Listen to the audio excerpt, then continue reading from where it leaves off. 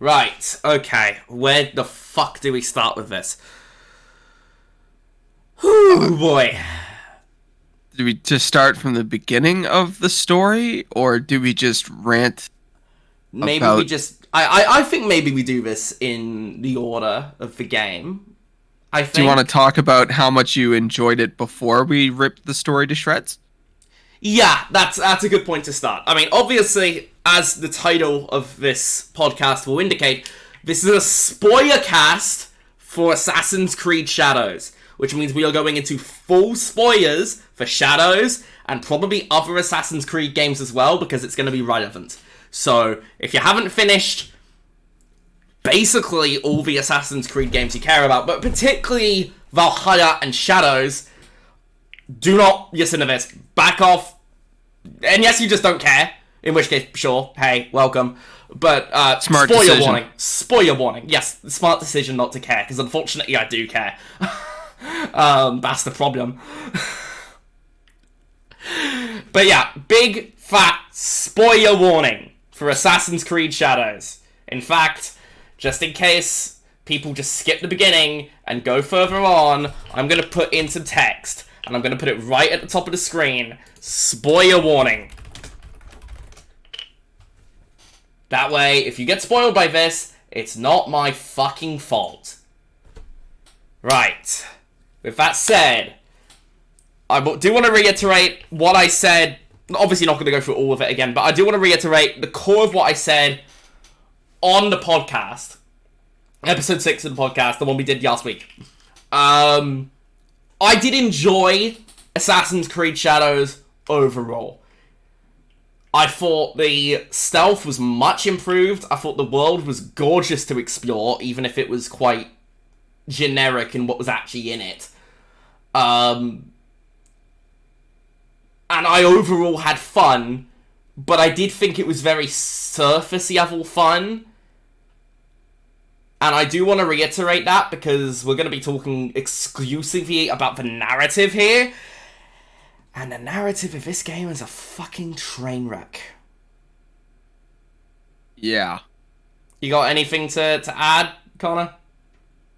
I enjoyed the first 20 hours of this game, because I do like the RPG Assassin's Creeds, but Okay. there's like a certain point that we'll get to, a certain cutscene, End where of the Act two 1, main right? protagonists meet, and they become best friends because, you know, Yasuke is like, wait, you're the main character, we're best friends. Yeah. And then I was like, oh man, this is convenience. kind of stupid.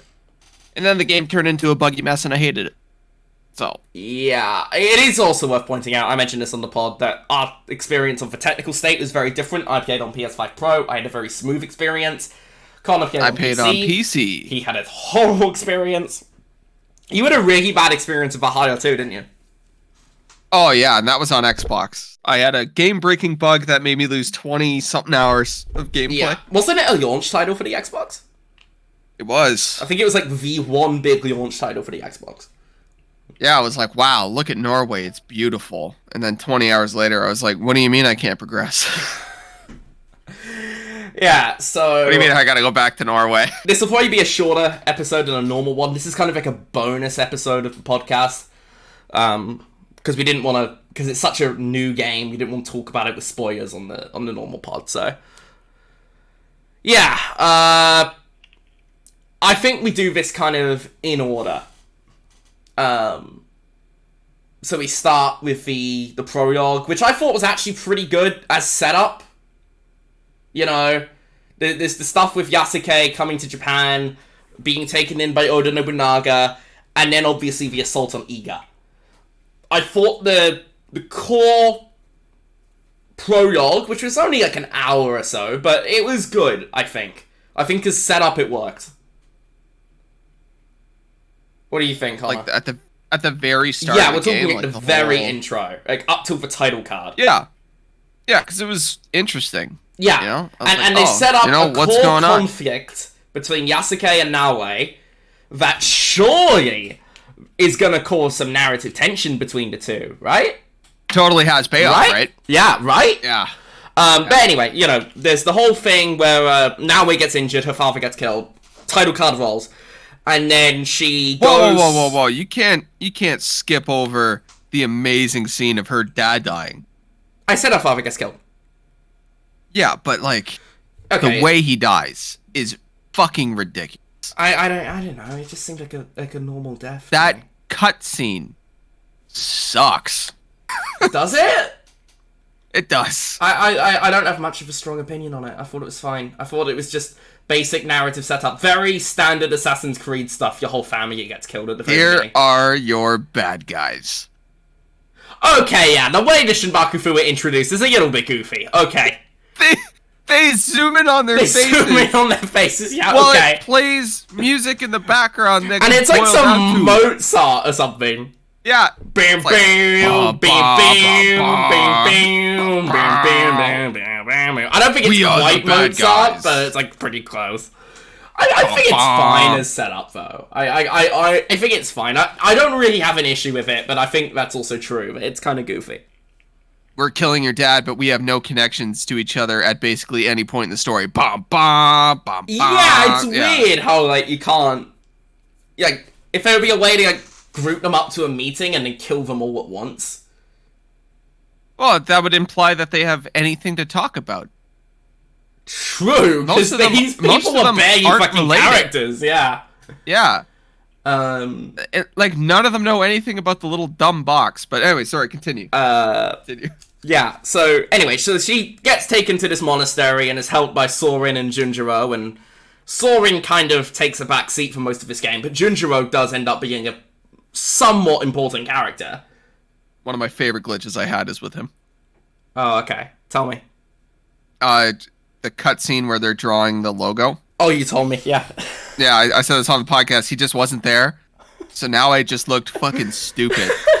Just sitting smiling at nothing while she like draws, and I'm like, what the fuck's going on? Like, what the I had so many cutscenes where the character just didn't appear. Oh, it was God. awesome. I Like, didn't have glitch. anything like that. I will say, Like, the glitches that I had were mostly funny bugs. I had a lot of funny bugs. Like, we'll get to the next time it happened in like a really important cutscene was like right at the end, so we'll talk about it later. But fuck, it was so funny, dude. Sitting there like, what is she doing? It's like, what the fuck? But yeah, so she goes there, and there's a whole thing with Junjiro that gets revealed later. But basically, she has like a montage, which I think is supposed to be like months, like 6 months or so, where she's just heating up at the monastery. And then they see her off, and then she goes off to Tomoko, basically set up for the hideout system, which is fucking useless, by the way. The hideout system is so tacked on, but that's not relevant. And then, basically, the core of Act 1 of the game is her taking out these... Because she took out one target in the prologue, right? She took out one of the Shinbakufu. Yeah. And then you had to take out 2 more. These 2 quests were just kind of whatever. One of them was with the tea party. That was kind of boring. And then the other one... It was literally just introducing gameplay mechanics of like, this is how you kill Shinbakufu members. Yeah, and then the other one was like, there was that Yaya character. And I don't remember this game very well. I finished it like a week ago and I've forgotten half of it. I finished it 2 weeks ago. I can barely remember the names of characters. Dude! Oh, it was like that... There was that guy where Naoi tortures him. The guy who you work with Yaya to kill, she tortures him at the end. She makes him die very slowly. Oh, yeah. I don't remember anything about him. Except for the fact that Naoi tortures him, and is a fat bastard you work with. That's it!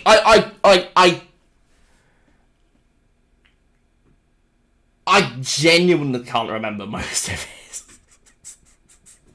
That's how you know it was a great story. Yeah, it's a great story when you can't fucking remember anything. But then she goes off and speaks to Mitsuhide, who's like Nobunaga's second in command. And then basically he says Nobunaga's the head of the Shinbakufu, So they go to Hinoji Temple to kill him. This is obviously a major moment in Japanese history. Yeah. This is like very a important. huge moment in Japanese history. Like, Oda Nobunaga was basically done his entire conquest of Japan. He was the strongest basically. man in Japan. And then gets betrayed by Mitsuhide. Yeah, and dies. So, obviously, very Assassin's Creed to have your character kind of be working the machinations behind the scenes. Help George Washington found America. Assassin's Creed. Stuff like that, yeah. Or stuff like kill the Pope. Assassin's Creed. Yeah. The assassin's always there. For, like, no reason. But, I'm just joking when I say based, by the way. Don't get too mad at me, please. Anyway. I digress. So they go to the temple. Naoe goes in and she fights Nobunaga. She can't assassinate him for some reason because this happens in a fucking cutscene. She beats his ass. She's about to kill this some of the dumbest fucking combat music plays during this fight, by the way. It's so distracting. One of the greatest samurais, you know, a warlord who's known for being a mighty warrior. Gets his ass kicked by this random woman. Yeah, but, you know, she's an assassin. She works in the shadows. Whatever. That's actually very on brand. The GOAT. That's very on brand for Assassin's Creed, right? I know, it's always funny to me. But anyway. It's always funny to me. So, she beats him. She's getting ready to kill him. Yasuke comes up, and he's like, no. And he fights her in a cutscene. You don't actually fight him. And then he overpowers her. He's about to kill her. And then he sees that she has a hidden blade. And he's like, no. You're the other main character? Oh, shit. You're the guy. You're the guy. Or gal, I guess, because she has a pussy. Okay, you just need to do everything, and I'll help you, because you have this hidden blade that makes us best friends. Yeah. I don't care that you've essentially ruined my life. Well, Naoe ruined he ruined Naoe's life. Yes. He ruined Naoe's life. They really should hate each other. Yeah. And at the very least have some tension. It's like, okay, we fucking hate each other, but we're working together for narrative reasons. No, I never felt any of that. No, there was like no tension between them ever. It was after that cutscene, they might as well have grown up together. Yeah, and I mean, we'll kind of get to that, because, so Yasuke, Nobunaga tells Yasuke to kill Naoe. Yasuke's like, I cannot. And then there's like a flashback sequence where, apparently, Momochi Sendayu, who's like the head of Iga assassins, basically. They're not assassins, but they're sort of assassins. He kills him and he says, if you see the girl, help her. And he's like, okay. A girl. Metal Gear. What the fuck is this game, bro? It's you talk about it and it seems even more stupid. If you see a girl with a knife in Japan, help her. Motherfucker, that is 80% of the female population. Well, no, it's specifically hidden behind it. But, like, the problem isn't with that. It's why he would trust this random fucking guy who's just killed him. Yeah. And why Yasuke would give a shit. Yeah. None of this is ever no explained. Connection to them. Actually, there's one person he likes. Nobunaga. Yeah. That's it. And who kills Nobunaga? Well, she technically doesn't kill him. No, technically Yasuke kills Nobunaga. Yeah, she puts him in the position to be killed, and he's like, yeah, we're best friends. I talked to this random dude, and he said that I should help you, so now we're friends. Oh, also, he's like, basically your mentor, and I killed him? Yeah, she's like, didn't you kill everybody I loved? And he's like, yeah, but I didn't kill your dad. And she's like, that's true, those 12 guys with the bomb music did that. Yeah, and then there's a thing with Nobunaga, after this scene, Nobunaga says to Naoe, because Naoe says, you're on the Shinbaku Fu! And he's like, no, I'm not. And she's just, okay.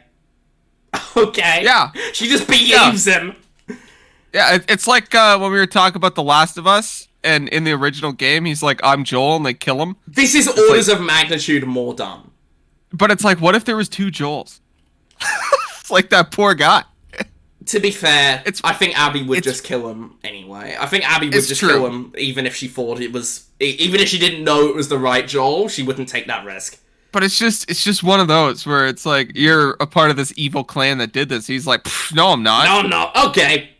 Bye. Okay. Bye. Why She the just fuck would walks she off. believe him? The dude's a conqueror.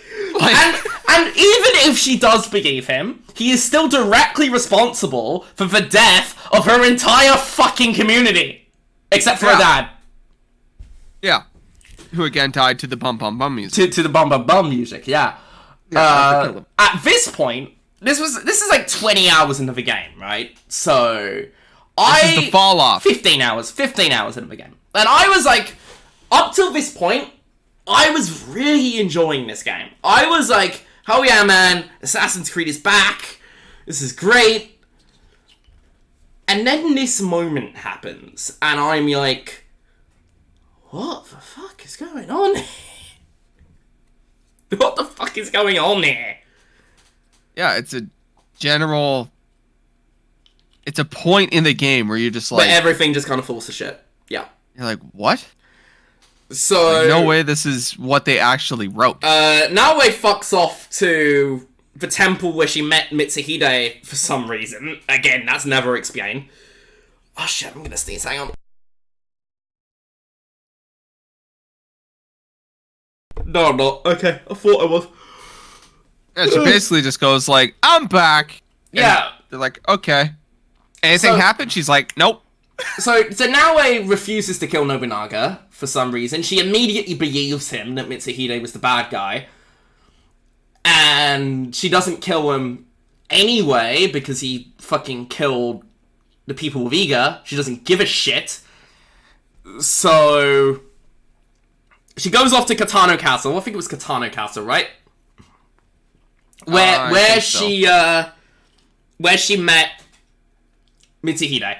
And she's like, I'm gonna look for clues or whatever. And she bumps into Junjiro and Yasuke. Kind of all at the same time, which is very awkward.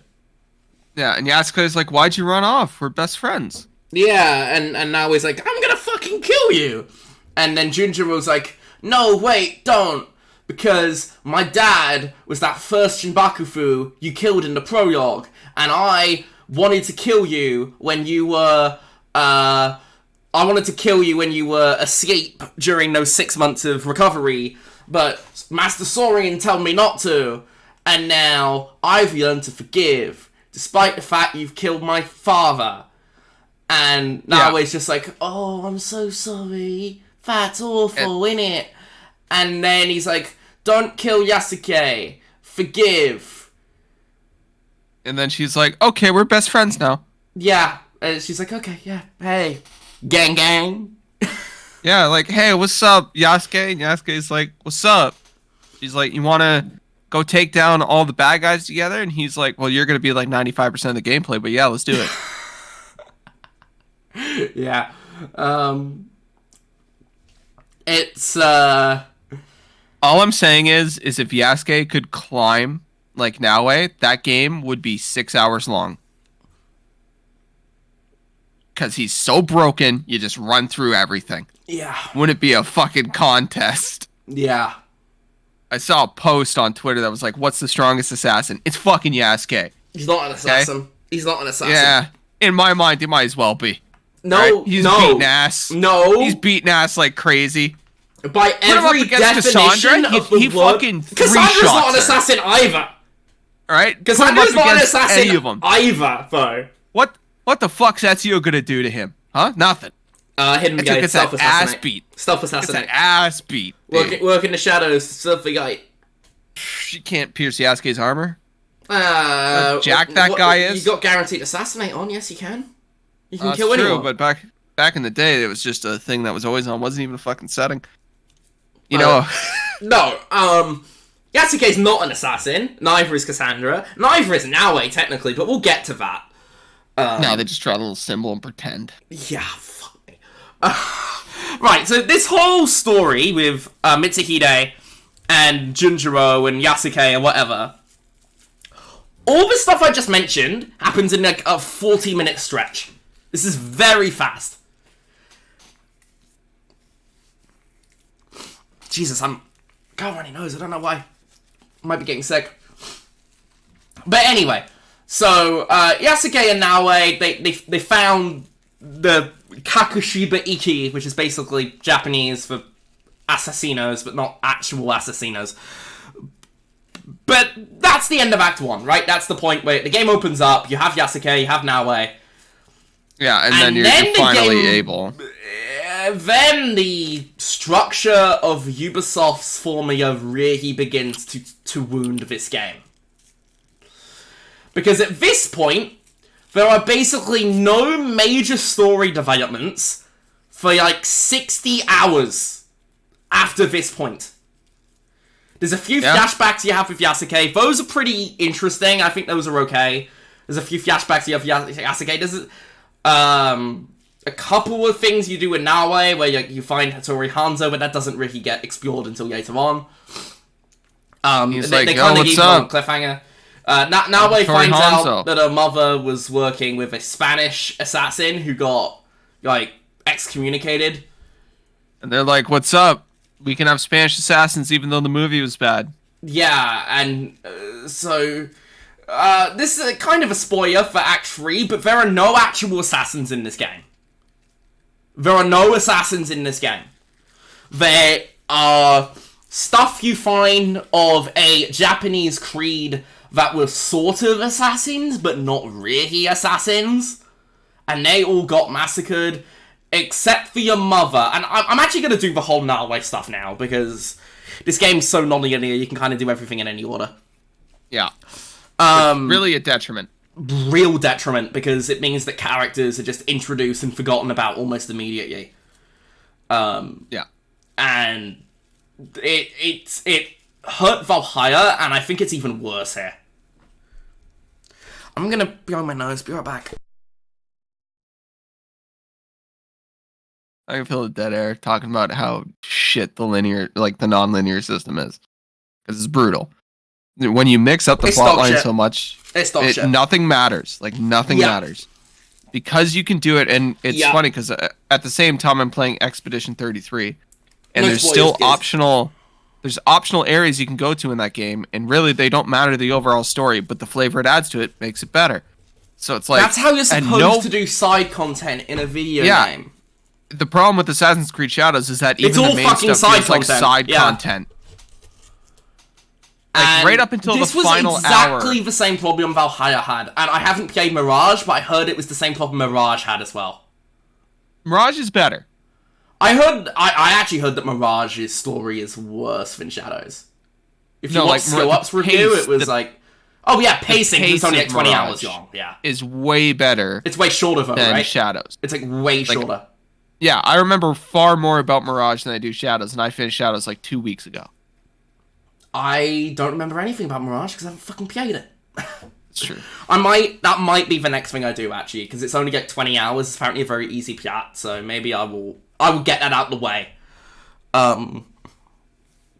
Maybe, I don't know. I'm thinking about it, but Mirage might be actually the next thing I play, because I wanted to get around to it, but I never got around to it. So just play Expedition 33 instead. Yeah, we'll have a conversation about this later, I'm sure.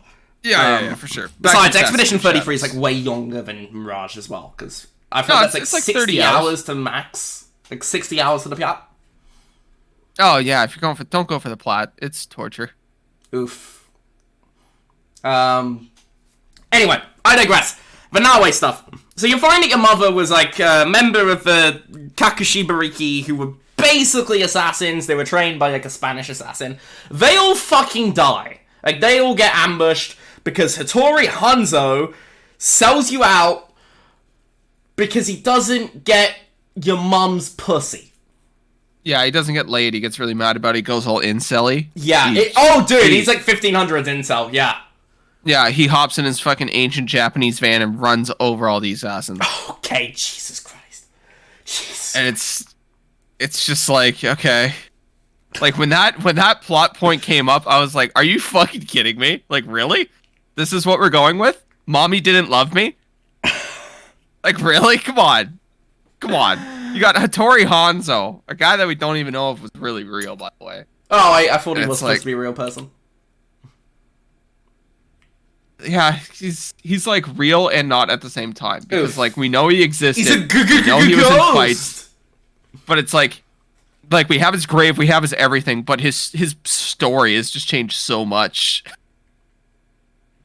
But anyway, he's involved in so many things, and yet not involved in so many things. But yeah, so Hattori Hanzo comes up and he's like, "Yo, your mom didn't fuck me, so I killed her." So obviously that isn't ideal. That's not good. So this is where I think I should talk about choices in this game. Keep in mind, Hattori Hanzo is married with a kid. Is he actually?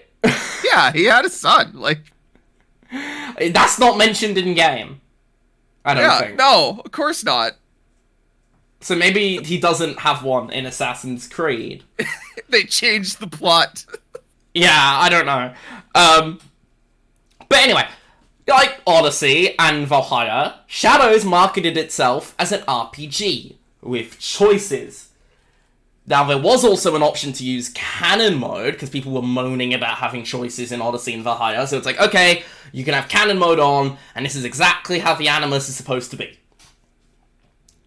Now, I figured that would just disable the choices, and give you choices if you have it off, like, you know, like Odyssey and Valhalla. None of the choices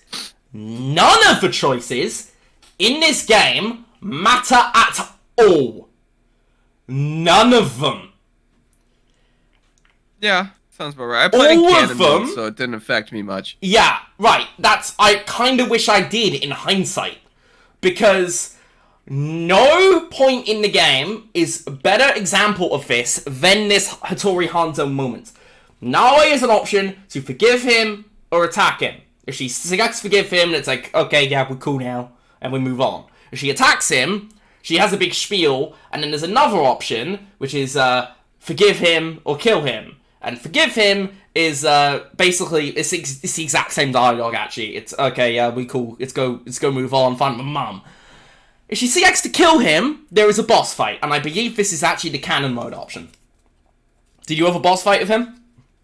Yeah, I did. Right, so you have a boss fight, she fucks him up, and she just decides to forgive him anyway. She just forgives him anyway. So, regardless of whether you choose to forgive him, or attack him, or forgive him again, or to kill him, doesn't fucking matter, because you will, if you choose to kill him, you'll fight him, you'll fucking have his bloody to hell and back, but you're not actually gonna kill him, it doesn't matter. You and then forgive he's him like, anyway. And by the way, the credits can roll after this quest if you do the Yasuke stuff first. Credits roll. This is how it ends. Yeah, which just sounds horrible. I fortunately did the Yasuke stuff last, so I did the Yasuke stuff last. Then that was like a much more satisfying ending. But you're forgetting the best part about after the fight. After she forgives him, he looks at her. He's like, looks at Naoe. He's like, "Yo, I'm still poon hounding. Let's go find your mom."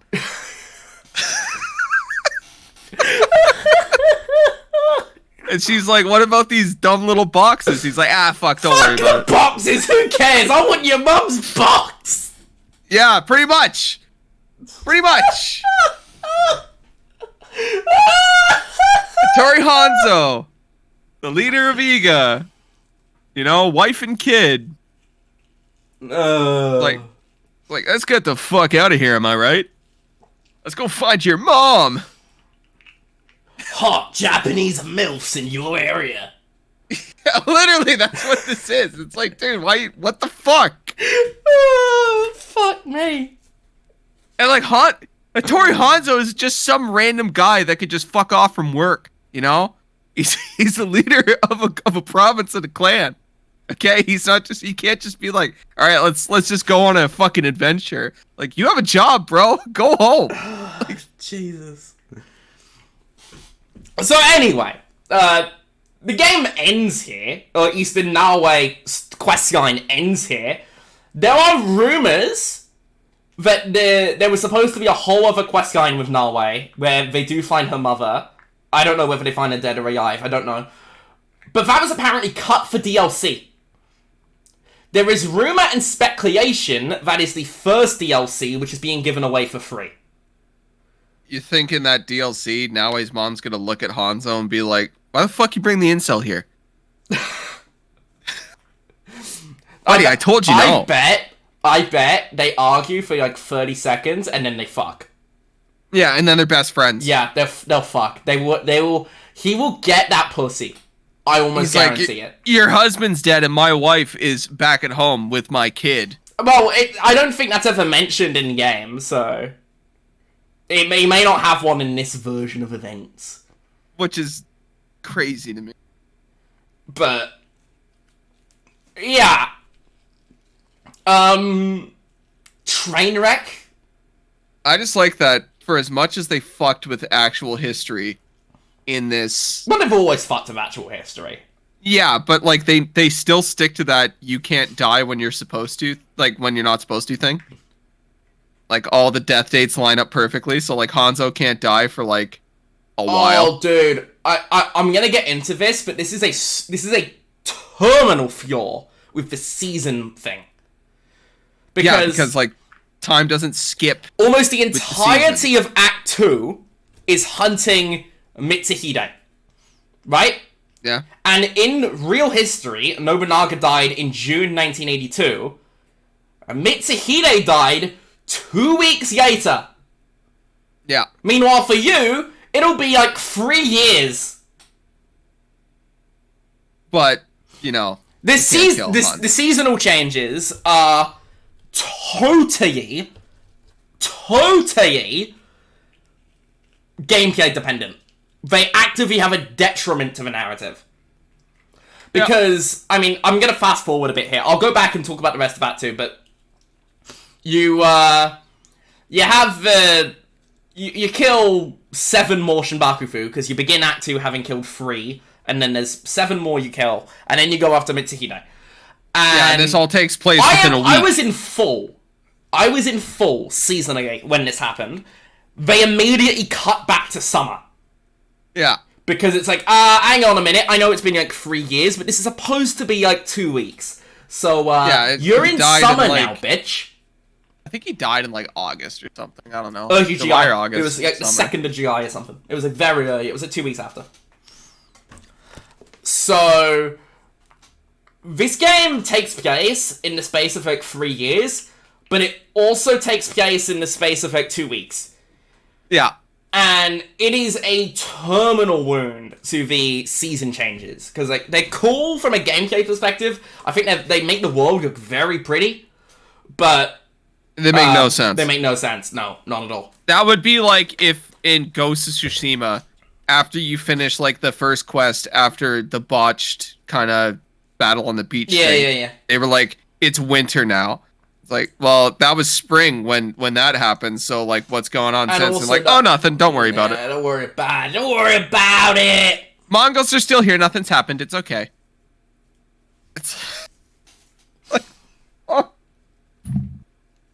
oh man.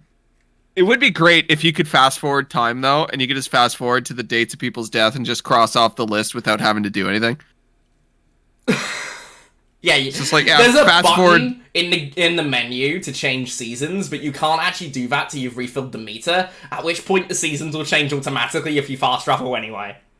Yeah, it's just like, you know, just fast forward a little bit, and then it's like, okay, boop, boop, boop, boop, boop, alright, and they all died of illness. Yeah, imagine, like, if the season changes, like, had some sort of structural effect on the game.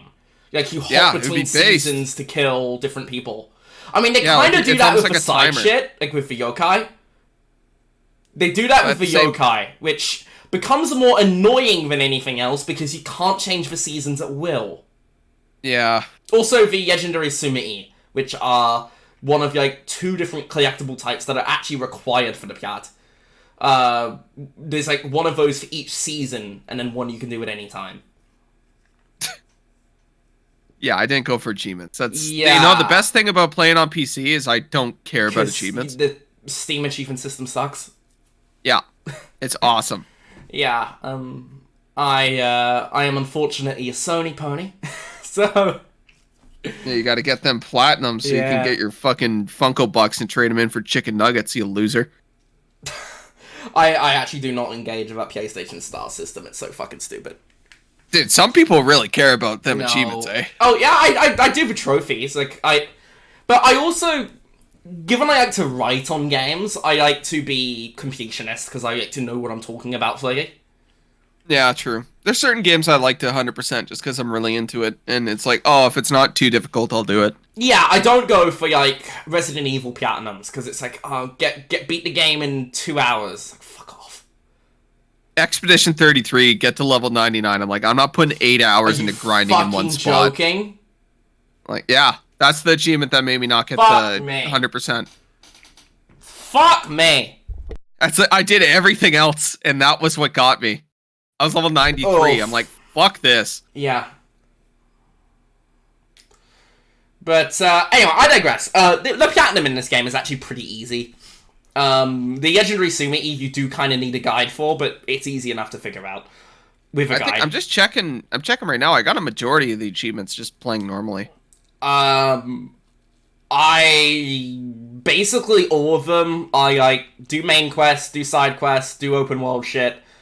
There's a couple of miscellaneous combat ones, but they are very easy to get. I got them all in like half an hour after finishing the game, just like making a save, killing that guy in a certain way, reloading, doing it again.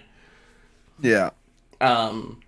Very easy achievement, yes. And like I said on the spoiler-free pod, gorgeous video game on the PS5 Pro. If you bought the PS5 Pro, this is like a good showpiece game. Like Yeah, just throw that shit on mute. like Hellblade 2 is to the Xbox. It's just a beautiful looking game. Yeah, just skip the cutscenes, throw it on mute. And you're that was kind of surprising to me, because like Assassin's Creed's always looked good, but they've never been like top of the line level. And like, I don't think Shadows is the best looking game ever made, but it's probably like top 5. Yeah, it looks good. The only game I can think of that looks better is Hellblade and probably Horizon Forbidden West. In terms of just sheer fidelity. Yeah, graphical fidelity. I can't think of any other game that looks better. We've had this argument before with fidelity versus art style. Yeah, and that's true. Like, Rollerdrome is one of my favourite looking games ever made, but that's not trying to be realistic. We're talking, like, technical stuff here. Yeah, technically, like, it's a fucking it looks gorgeous video really game. good. Like, ridiculously good. Shout out to getting Ubisoft. On the PS5 Pro helped with that as well. They can make a pretty game now if they could just hire some writers. Yeah. Fuck me, hire some writers. Yeah. Especially because I just finished a game made by ex-Ubisoft devs. Dude, I awesome. burst into laughter when I found out that was from ex-Ubisoft guys. Like, I was like, man, this story is fucking great. I will play it at some point. I will play it. Dude, Probably the end not of soon, Act but 1 made me stand up and walk out of the room. It was that good. I was like, God damn. So, it's, have you finished it? Oh yeah, I beat it. I finished it. Do you? Because I'm gonna pose a question to you. I'm sorry for getting completely sidetracked with Assassin's Creed stuff. Because I asked you a question on the podcast: is this better for Metaphor? And you said you preferred Metaphor, but it might change once you finish the game. Yeah. Which one do you prefer? I still prefer Metaphor. Okay. I will say this came very close. But both of them are like 10 out of 10s for you, right? Yeah. Yeah. Do you prefer this or KCD2? Shit, that's a tough question. I think I'm gonna actually have to go with KCD2. KCD2 is a bit of a tighter story, and I love the combat in KCD2. It was so much fun. I've heard the combat's a very acquired taste. Once you learn the mechanics, it's so good.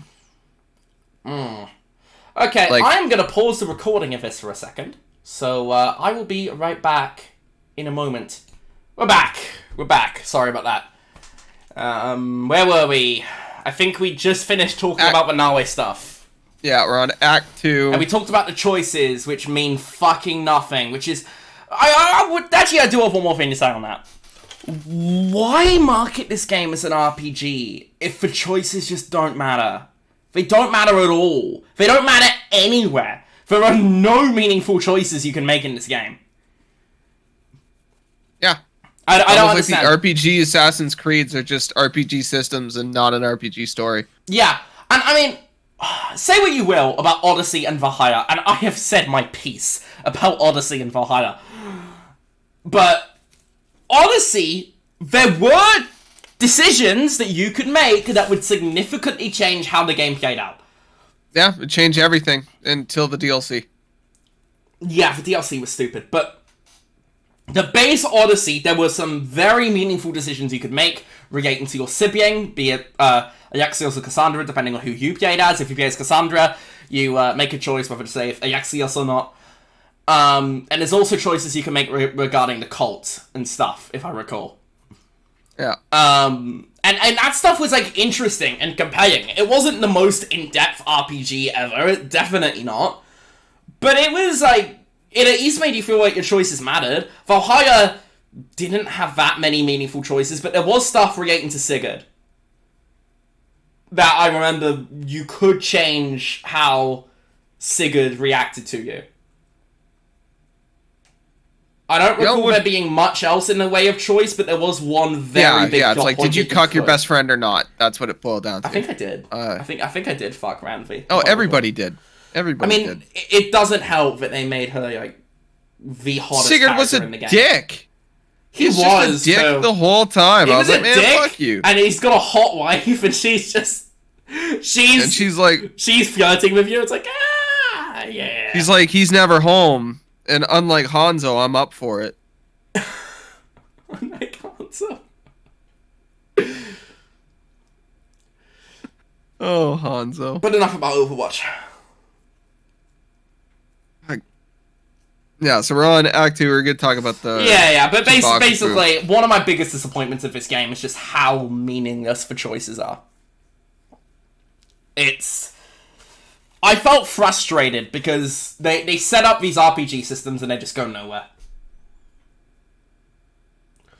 Yeah. But, literally, it means nothing. Anyway, Act 2. This is where the main story kind of stops for a while. Like I said, there was the Yasuke backstory and the Nawe quest. The last Nawe quest, you actually have to kill the Shinbakufu before you do, but all the other Nawe quests you could do before. But there's one Nawe quest specifically that you have to do in Act 3, which was the one where you find Hattori Hanzo. Well, you find Hattori Hanzo earlier on, but the one where you find him and then fight him, that's Act 3. Anyway, I digress. There's the Yasuke stuff which you can do in the background, like the backstory quest, but the vast majority of Act 2 is killing each of the Shinbakufu, right? Yeah. I feel like this is just kind of going to be sort of rapid fire because there's not much to say about these guys. I mean, on screen right now is the 10th one. You could do most of these in any order, actually, so, there is level gating that will kind of like force you down a path of one or the other. The level gating is very, very mild, though. Don't think you're going to need to be grinding hours of side quests like in Odyssey. You don't. But yeah, I think the fourth one I did was the one with the brother, the Issei Sadatame and you remember Sadaoki. Somehow. There was like a brother who's like, oh, my brother's trying to conquest everything, and I pleaded with him to stop, and he didn't stop, so you gotta kill him. And then you do like a couple of meaningless quests that don't matter. You meet Ganojo, who's like a thief, who also hates him. And there's like a romance between Ganojo and Nawe if you choose. Through like side quests that will unlock after you kill this target. Those are just kind of whatever. Those are just kind of okay. The romances are fucking pointless because of the structure of this game where everything has to be done in any order. If, let's say you romance Ganojo, he's just in your hideout, and he will, occasionally flirt with her, but like it can't be meaningful dialogue because the structure of the game means that it can't be. Yep, he's just in the corner like, anytime, babe! It's like... I'm ready and willing! Oh, God. But this is also a problem, and we'll get into. I will actually quickly touch on this now because there's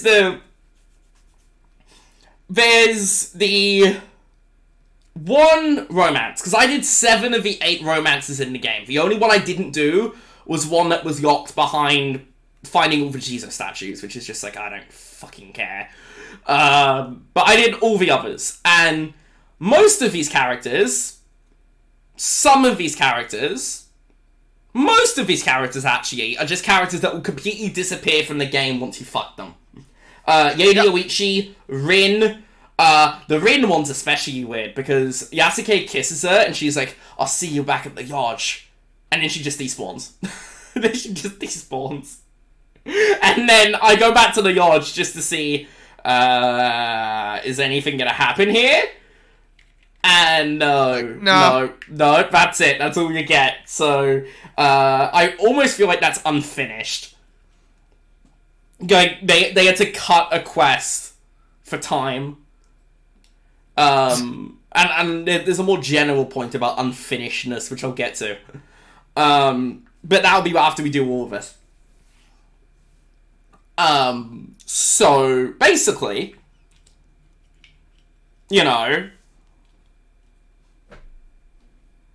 I'm sorry, I'm trying to think of words. I'm trying to think of words for how fucking stupid this is.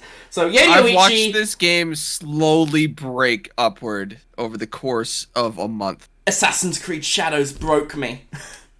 It's been great. It's been awesome. God.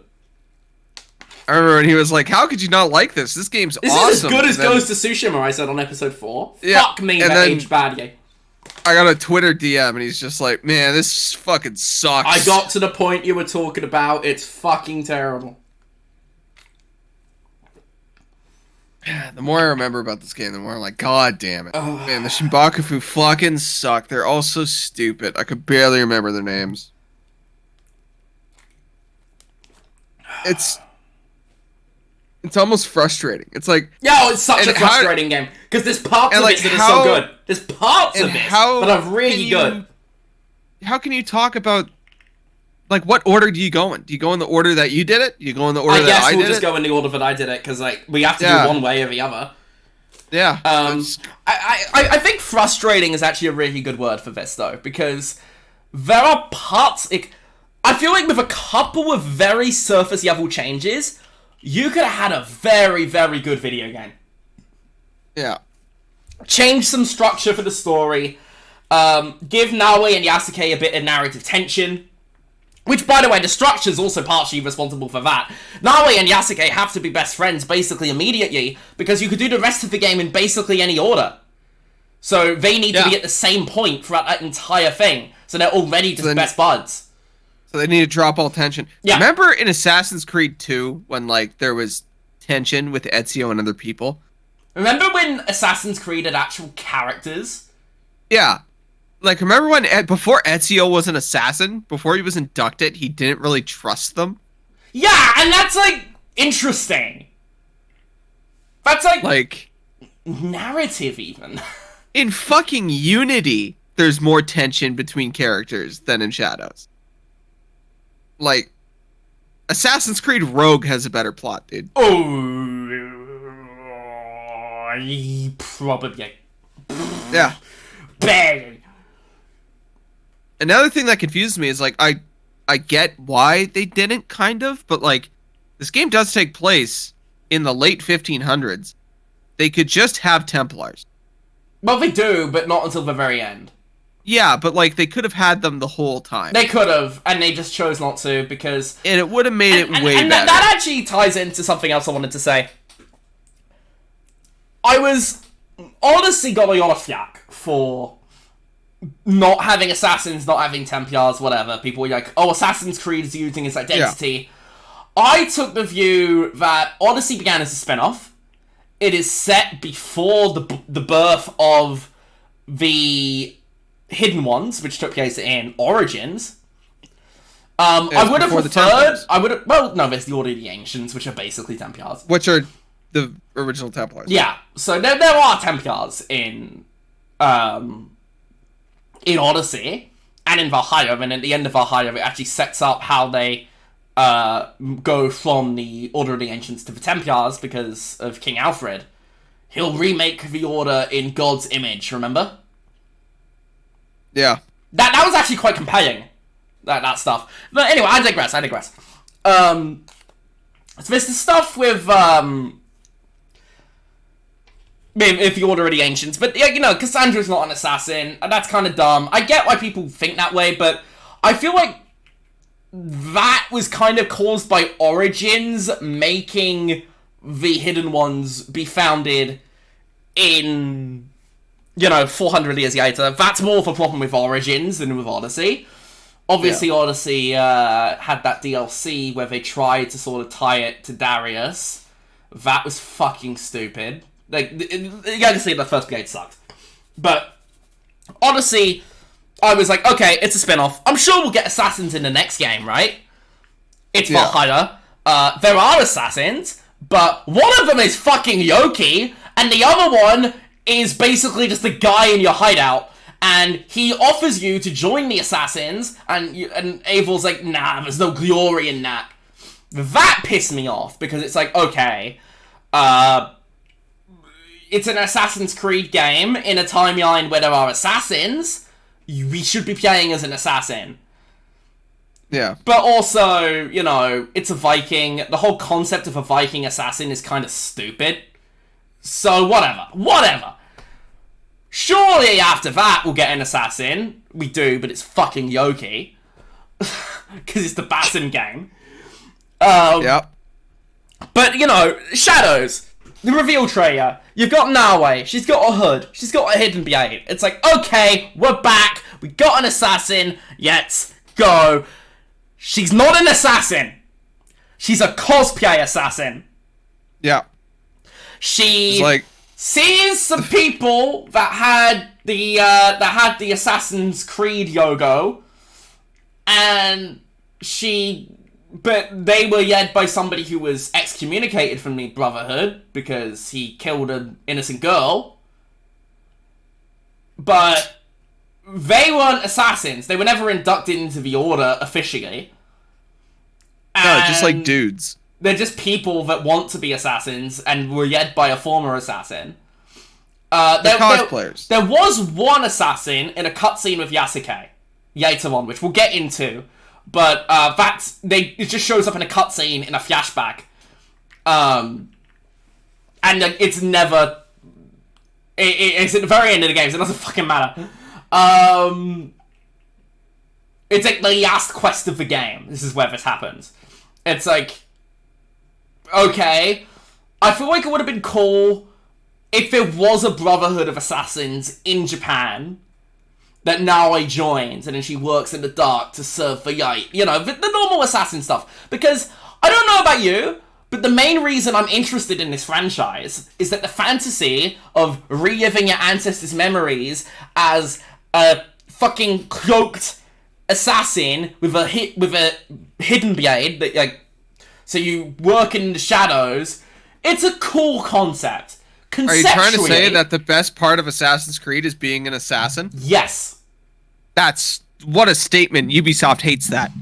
And that's why Assassin's Creed, conceptually, is one of the most interesting ideas for a franchise ever, in my opinion. Well, because you can take place in any time period. Yeah. It can be really cool.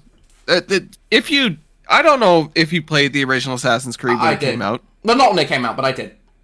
But, it was such a breath of fresh air. It was so cool. It's such a cool time period. It's such a cool concept. And then Brotherhood, same thing. I would say a majority of the games, really cool. And then they switched the RPG formula, and the stories just got horrendous. Oh, yeah. And, I mean, for Valhalla especially, with the fucking Yoki stuff. Jesus Christ. And it got to the point where I was like, this isn't Assassin's Creed. Avel's a reincarnation of Odin. Yeah. Sigurd's a reincarnation of Tyr. Yeah. And Basim, the assassin, is a reincarnation of Loki. And they use a mystic machine to go to Valhalla. And then they use it to kill off the modern day girl because they were tired of dealing with her bullshit. In fairness, that's kind of based. She was so bad. She was so bad. Yeah, but it's just got to the point where, like, once they killed Desmond, they didn't know what they were doing with the modern day plot. Oh, yeah. The modern day should have ended after AC3. And once they started doing the RPG formula, they forgot how to write a proper story. Yeah.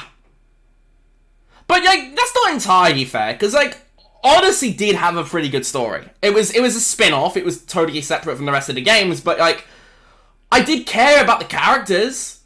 If the name Assassin's Creed wasn't on it, I heard rumors it began development called Odyssey, an Assassin's Creed story. Yeah, like...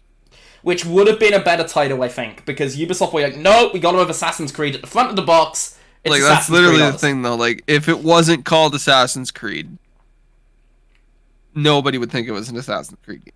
No, probably not, but that's because it's not an Assassin's Creed game. It's not an Assassin's Creed game. It wasn't made as an Assassin's Creed game. They just stuck the fucking Yobo on it. So that's not really a criticism I have of Odyssey. But, anyway. So they reveal Shadows, and I'm like, okay, fuck yes. We're actually getting the stuff I wanted here. You got Naoe with assassin robes, being an assassin. We've actually got the assassin stuff again. I said this, like, basically during the E3 stream, I think, that Assassin's Creed's overall modern day storyline is fucked to the point where you can't unfuck it, and it needs a reboot. I thought that Yasuke was going to end up being a Templar. I did too, actually. I did too, yeah. And that would be like the third act of the game, where they go off against each other. Once he realizes all the messed up shit that the Templars do, he's like, man, fuck this. Because if you remember, like, back in, like, Assassin's Creed 4 and stuff, even, like, most of the slavers and everything were Templars. Like, it'd be a really good plot line. Yeah. And they just the slavers were Templars here. Yeah. So it's like, you know, you could have just delved deep into that. Yep. But you didn't. No. You didn't. No. But anyway, I digress. So, I was excited to play a game as an assassin again. Obviously, there was the Yasuke stuff, and like, that would be like... I figured Yasuke was just kind of in there to satisfy the people that really liked the new games for the combat. So it's like, okay, you get this assassin character, you get this combat character, you get to choose. And it's like, okay, cool. It's like a Yaxios and Cassandra, except you can switch between them. Cool.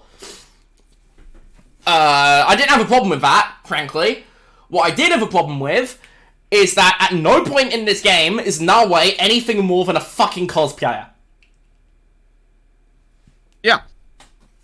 She finds some assassin robes, she puts them on, if you choose, you don't have to put them on. But, you know, you put on the assassin robes, and I played out the rest of the game in assassin robes, because I wanted to be an assassin. And every time I got new gear, I transmogged it, so it would be assassin gear. I mean, you're seeing my assassin gear on screen right now. I mean, not right now, because it's just panned off to another character, but... I digress. Jesus, I need to blow my nose again. It's one of the worst moments of the game is when she puts on that goddamn Assassin's Creed, like the Assassin's armor. Why? Like, okay. It's just because it... Like, what do you mean, why? Like, it means nothing. Yeah, it's a meaningless. She basically goes to fucking medieval Japan, fucking the Gap, and finds a new fit and puts it on. Yep. Like, you remember when Ezio had to find all the fucking things to get the super armor that was in the fucking bait? That meant something. Even getting his original robes, that meant something. You know, when Connor gets his robes. That was cool. Yeah, you're right. You know? You're right. It is trained by an assassin, becomes an assassin, gets his robes. They are cool robes. You see them on screen right now. They are cool robes. Yeah, they look cool. What was Assassin's Creed 4 the DLC? What's his name? I forget, but when he gets his fit, it's like it means. Which one are you talking about? It's just the point is which game? Assassin's Creed 4, the Liberation DLC. Is it Liberation? That's... What's her name? Like Avian or something? Are you thinking Freedom Cry? Freedom Cry. Think of Freedom Cry. Who the fuck? I don't remember anything about. I don't remember his name because I only played that DLC once. But when he gets his robes, it's still a cool. There we go. It's still a cool moment. Anytime an assassin puts on their robes and gets that fit, it's cool. Even Edward Kenway, he just murders a guy, takes the robes, means nothing to him. When it starts to mean something to him, and he's like, "Oh shit, I'm an assassin," and he fucking redons everything, and he starts using it properly. That's a cool fucking moment. But no, now he just finds it basically in the woods, and she's like, "Yo, this looks sick," which is basically how one of us would react. In fairness, who left the fit from Forever 21? This shit's lit. Yo, let's go to West 49, get some fucking Nikes. Like, it's such a dead moment for me. I was like, oh. Yeah, that's totally Assassin's fair. robes. But I thought there would be some poignancy to it later, which there wasn't. Nope. And I think that's actually the most frustrating part of this whole game for me. It's that I was really excited to play as an assassin again, and I didn't get that. Nawe's not an assassin. She's not an assassin. She's a cosplay assassin. Her mother was a sort of assassin, but she just reads it and she's like, yeah, okay, cool. Sick! Another very funny Epic! thing about the assassin robes in this game is they stand out so hard. Like, so hard. Yeah. I think we forgot, like, Ubisoft for some reason forgot. They changed the robes a lot throughout the games. Altair wore that outfit because he looked like a monk. Yeah. You know? Ezio wore that outfit because silks and reds and stuff like that, that was the style at the time. You look at the under NPCs, they're wearing crazy shit. You know, Connor, it's more kind of outdoorsman. This is like a legit jacket. Arno, who has my favorite robes, he just looks French as fuck. Arno's robes are pretty sick, yeah. Yeah, and it's like, now he's wearing this I think white-ass Altair's outfit. are actually my favorite. Altair's are the classic. It's just basic. Like, it looks so good. Although, but now he's Kenway's wearing these also pretty robes, and she's like walking through a city in these robes. She stands out so fucking hard from the crowd. Yeah. They didn't wear white. Yeah. Yeah. Like, I am going to put a tweet on stream. Not on stream, on the video. Because I want to show you something. This is a tweet that Assassin's Creed UK put out yesterday. This perfectly encapsulates everything wrong with the Assassin's Creed franchise. I assume Connor can see the tweet because I sent it to him. oh, is it the? It was a simple thing, you know. Loads of brands do this. Your birth month, you're assassin. Who did you get? Look at this fucking photo. I got Yasuke. Yasuke, not an assassin. Nope. Cassandra, not an assassin. Eivor, not an assassin.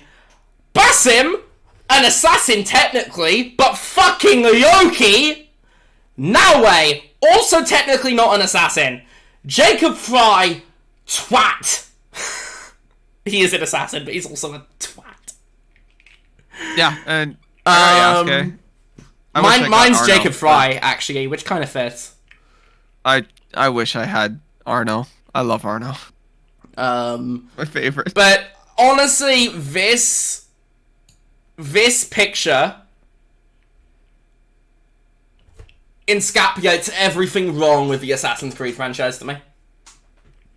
Everything wrong. I mean, if you want to get more pissed off, do you see the original concept for the Assassin's robes in Shadows?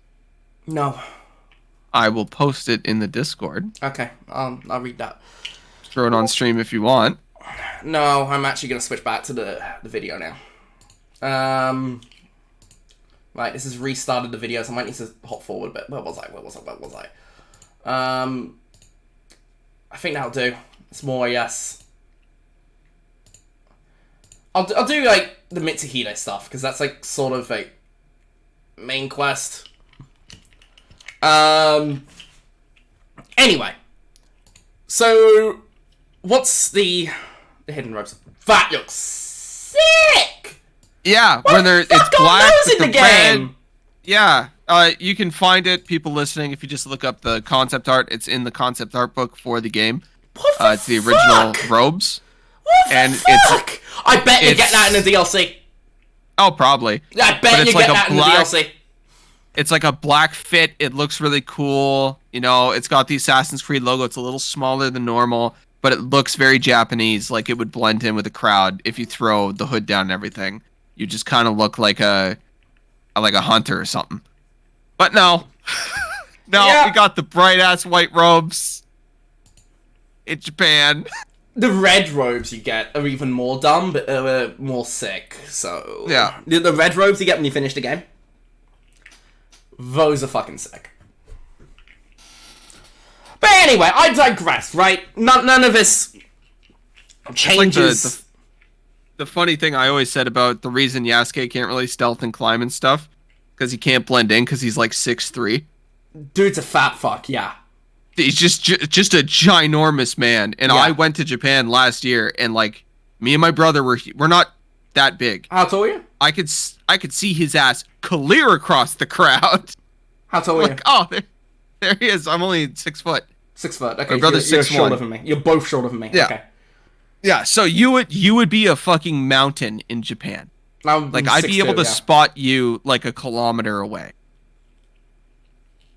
That's why Yasuke can't stealth, because he's way too goddamn tall. Yeah, and also he's like honor bound to scream at his enemies when you brutal assassinate. Oh yeah, we've talked about Yasuke's gameplay on the spoiler free pod.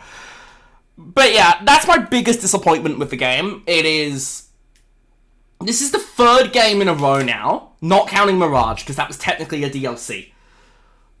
Third game in a row now. Third mainline game in a row now, when you're not playing as an assassin. With Odyssey, it was kind of dumb, but I got it. It was a mistake that Origins made, which kind of made them do it. With Valhalla, it was stupid, but also a Viking assassin would have been kind of stupid, so whatever. In Japan, what are we doing here? This is the land of the ninja. The shinobi. Stealth is kind of their thing. Yep. What the fuck are we doing here, man? I mean, like I said, the stealth gameplay is fun. Nawe's very competent at stealth, but she's a cosplay assassin. She doesn't give a shit about any of the assassin stuff because she doesn't know much of the assassin stuff. She sees, like, random notes, which is like, we work in the shadows to serve for Yite. And she goes like, whoa. And then it's just kind of ignored. Bro, that's crazy. It is possible she finds her mother and that sets up her actually joining the assassins in the DLC. But my response to that would be, I should not have to buy the fucking DLC to play as an assassin in an Assassin's Creed game. In a time period where there are fucking assassins. And Templars. And Templars, but there are Templars in the game. Which, by the way, I will get to how stupid that is. But, anyway, so, moving on. We're basically in a rapid-fire edition bucket through stuff. So you meet Ganojo, like I said, it kind of get me into the whole thing with the romance being done, which was, you know, most of the romances you find, Rin, Yoruichi, Hori Hidamasa. I don't remember half of these fucking characters. Mayu, which is the Jesus statue's girl, and Koshiro, you do their romances and they fuck off. They literally basically despawn from the game. They do not matter anymore. Yeah. Three of them, Ganojo and Katsuhime for Nawe, and Ibuki for Yasuke, they do join your hideout. They can join your hideout. Katsuhime and Ganojo can also die, depending on your choices. That's one part of the game where your choices do sort of matter, but they don't actually, because beyond that quest line, they don't matter. So, Katsuhime, at the end of Katsuhime's quest line, it's like, so are you gonna commit to this thing, or nah? And Nawe's like, yeah. Girlfriend? And then she's like, cool. And I've heard reports that if you cheat on Katsuhime, she will get mad at you. But I tested that, and she didn't give a shit. Yeah. And I heard other She's people still say like- that she didn't give a shit. She's still like, hey, babe, anytime, I'm good. Lesbian What up? sex. Like, what's up? I'm still here. I'm chilling. What's good? Hey, girl. Yeah, You get them robes from West 41? yeah, but it seems West like 29 or whatever? it seems like it depends whether she gets mad at you. But nobody seems to know what it depends on. Yeah. It's it's- exactly the same problem that Odyssey and Valhalla had with their romances. You could romance everyone and nobody would give a fuck. And I can't believe but, that again- is still a thing in Shadows. in Odyssey, at least, like, it's ancient Greece, you know? They barely knew how to write. So, like, you left an island, they're like, oh, I guess she's dead. Yeah, but Valhalla, I don't recall anybody getting mad at you for cheating in Valhalla either. They might have done, I don't remember. I don't know. Valhalla is such a mind blip. It is. I don't remember Valhalla very well at all. No. Which is weird, because it wasn't, like, that long ago. Oh, to be fair, I basically forgot Shadows. If I didn't write down stuff. Oh, yeah. No, dude, I had to write down a lot of his stuff, yeah. Yeah, I like, after the game, because I knew we were doing this spoiler cast, I'm like, I should write down what I remember right now. And what I didn't remember, I had to go back and watch the cutscenes. So- Which is why I found out that Jinjiro's supposed to be in that cutscene at the end. Because I had no idea until I rewatched the cutscene, and I was like, oh, shit, she isn't, like, just being a fucking moron. She's supposed to be with this kid. I also found out when we get to the Yasuke, because the final kind of scene with Yasuke, which is his coolest moment in the game, Yasuke was not in that cutscene for me. It was just his voice. I had no idea what the fuck was going on. In a way, the voice might have made that cooler, though. I'm in the shadows, you can't see me. That almost would have been cooler, actually. Dude, I thought it was sick, because, like, there's just nothing on screen. It's just That him would talking. have been Oh, cooler. shit. That would have been Like- cooler. I'm like, this motherfucker's more of an assassin than now. Goddamn. He's like Drax. He's a fat fuck, but he can blend in and no one can see him. I'm like, holy shit, he learned to jump, I guess. I don't know. He's gone. Disappeared into the night. Could you imagine if he just has like a Hulk level jump? Did you imagine if, like, after you roll credits, like, after the game, they're just like, Yasuke can now climb? I'd fucking whip my PC out the window, dude. I would actually uninstall. I'd be so pissed, because he's so fucking slow. He just, like, has a hidden blade now. Oh, God. Anyway, I digress, because it's already been over an hour, and I don't want this to be too long of a podcast. Yeah. The romances are fucking pointless. They're dumb. They contribute nothing. Yeah. And I don't think you even can romance anyone in canon mode. And I believe in canon mode, one of these people won't even join the hideout. I think that's Ganojo, who won't join the hideout in canon mode. Is that correct? I think so, yeah. Did Ganojo join your hideout? I don't know. I barely remember, dude. Okay. He was the thief. Anyway, I don't know. I didn't play it on canon mode. So, the romances were fucking pointless. It's the same problems that Odyssey and Valhalla had. And I was hoping that, like... They said that the romances in this game would be fewer and more meaningful. Bullshit! Yeah, it's Kanojo doesn't join. Bullshit! Yeah. The romances were more meaningful. There were fewer. There were fewer romances, but none of them had any fucking meaningfulness, because even the three that did join your hideout... Oh no, actually, I think there was kind of some chemistry between some of them, like Katsuhime and Nawe, and Ganojo and Nawe. I don't think Yasuke had Riz with anyone. I think those were all kind of hard to believe. Playing in canon mode, I was like, yeah, like, they don't have chemistry. They barely talk. Okay, well, I mean, I assume you don't see the romance options, so they kind of not at chemistry.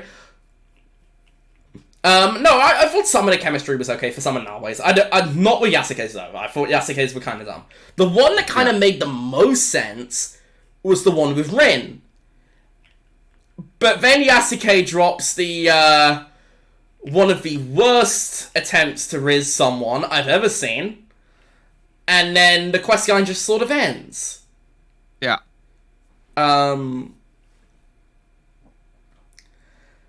But, Yeah.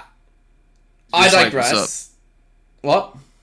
Is Yasuke just like, yo, what up, girl? No, it's like he does this thing for her. He like, paints something for her, or he stands in place so she can paint him, and then he's like, "I can't wait to see what kind of beauty we'll create together." And I'm just like, pause. What do you mean by that? What do you mean? He's like, hey, girl. My legs hurt because I've been staying here for like 14 hours because this is the 1500s and painting takes a long time. You want to head to the back room? She's like, nah, get out of my house. And he's like, all right, peace. But no, she is like, yeah, sure, it's fuck. I'll meet you at the thing, the hut. And the quest just ends, and you go back to the hut to see if she said, nope, she's just despawned. So, Yo, she ghosts him. basically, yeah. I guess it's supposed to imply that she did go back to the hut, and that happens in the cutscene. But also, you just respawn back where you were when you did the painting. So no, I don't know. I don't think it was finished. I don't think it was finished, that mission.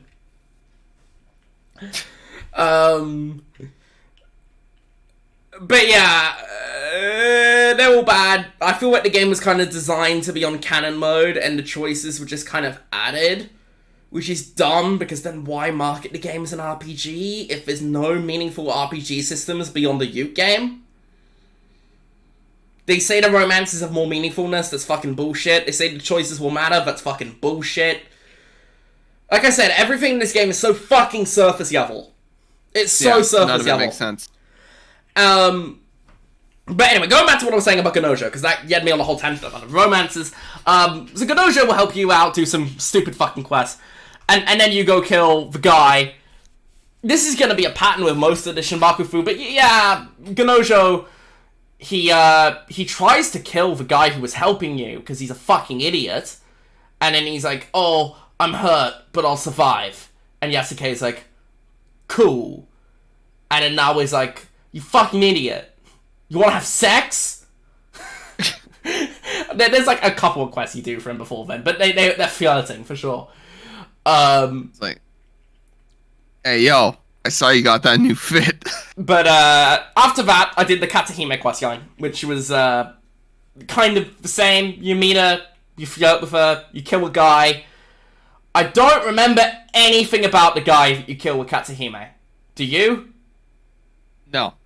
He was a guy, and I think he was like a rival lord to her dad, or something. That's it. So you do her, you do her, but you kill him, you do her, and then what was after that? There was the one with Yoichi, which was the Shinbakufu for this one was her. It was her. And there's another thing about stupid choices. You can choose to spare her as Yasuke or attack her as Naoe. And I hit attack her as Naoe. And she attacked her. And it didn't fucking matter. Because her assistant gets in the way. And then she accidentally kills him. And then she just runs off. And he doesn't even die, by the way. He doesn't die. She just attacks him. She injures him. Yeah, no wonder she isn't in the Assassins. Can't even kill. And then she's, like, torn up over it, because she attacked the wrong guy, and then she just runs off, and Yasuke's like, hey, Yoichi, you may be a Shinbakufu, but you, apparently, don't know what you're getting into. Do you want to fuck? And she's like, yeah, sex. I want your BBC. Want that BBC, baby? Jesus Christ. Oh my god. BBC. What is it's this? It's easy as 1, 2, 3. It's just what is this video game? I don't know, man. Oh god. You listen to this about context, and it sounds like the most unhinged ramblings of all time. I just remember, like, I got to that point where she's like, it's me, I'm part of the Shinbakufu, and I was like, were you? Like, were you there at the start? I had to like remember if she's in the cutscene where it zooms in all faces. Like, I don't think she's there. Who? Yoichi? Yeah, is she Oh there? no, I don't think she's there. No. Yeah. So when Oh, she actually, said no, that, I I'm think like, she is. I think she is there. is she there? Yeah, I think she rewatch is. cutscene. Oh, If she's there, kill her. Because that's Like- why I was so mad at this moment and the fake choice that they offered you. Because she's responsible for her dad's death, and Yasuke's like, no, I want to fuck her, and she's like, oh, yeah, okay. she's like, yo, I did it for the rice fields, bro, and I'm like, you killed the guy. Like, what the fuck? Oh god. But now I just like, it's such a fake choice, and I feel like that's a mission you're really supposed to play as Yasuke. And you're supposed to go in as Yasuke and save her. Does she attack her in your canon mode run? I think so, yeah. Oh, she does! I think so, yeah. Oh! That's even more fucking stupid. Because that really felt like the non-canon choice. So does she kill her servant? I believe so, yeah. Interesting! I'm I remembering figured the the other one cutscene. would be the canon mode. Like, if I'm remembering correctly, yeah, she fucking kills the guy. Well, he doesn't die, does he? No, yeah, Because she's there's a bad side assassin. quest. There's a side quest that's tied to him, so that's why. It's just a side quest, go kill these different corrupt daikon. So Yeah. you can't kill him because he needs to be there for Yaita. Like I said, fucking bullshit, fake choices, stupid game, don't like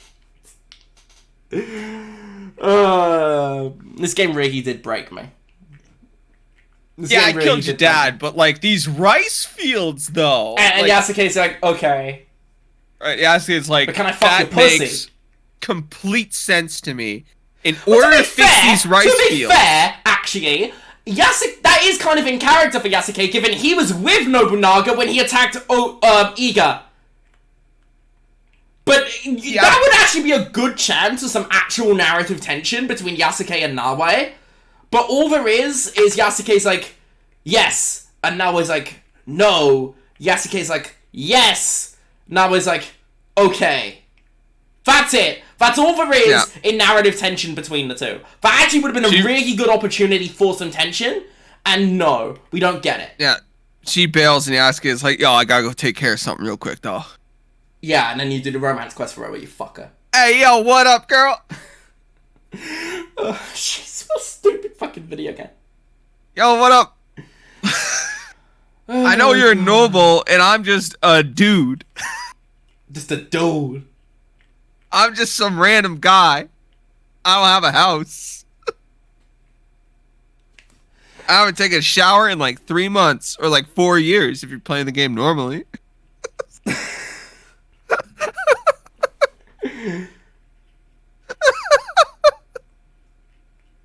It's so bad, dude. Oh my god. Anyway, There's not a single thing that's good. So, anyway, you move on to Harima now. Well, no, the gameplay's good, but basically none of the narrative's good. Oh, the story's just god awful. The story's god awful. But there are parts of the game I like the graphics and the world design and the fucking stealth. And the Good job, parkour. Ubisoft. So, like I said, this SPOILERCAST will be pretty scathing. It has been pretty scathing.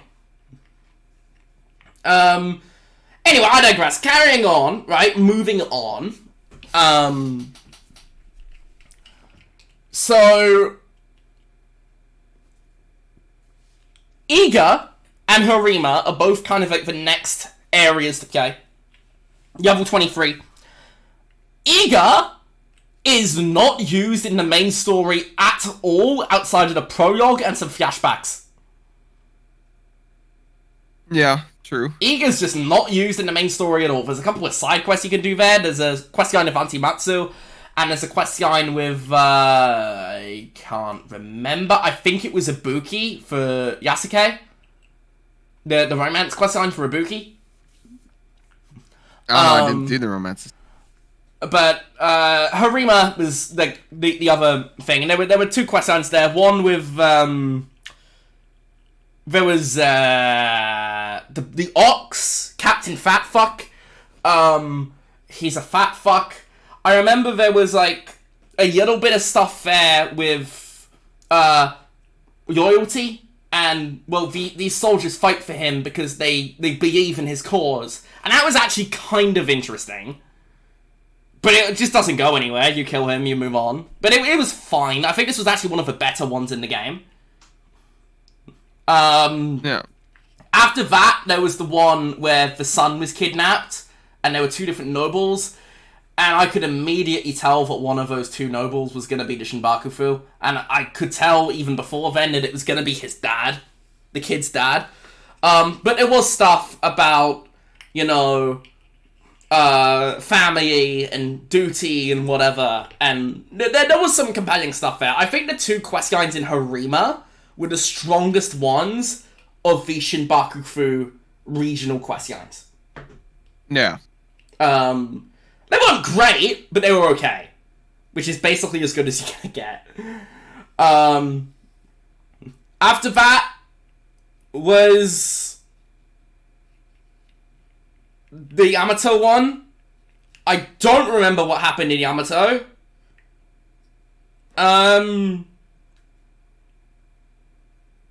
Fuck, what did happen in Yamato? I actually don't remember. Who was the Yamato target? Oh my god. I've completely memory hold it. I don't know. I gotta look this up. Dude, I can't remember.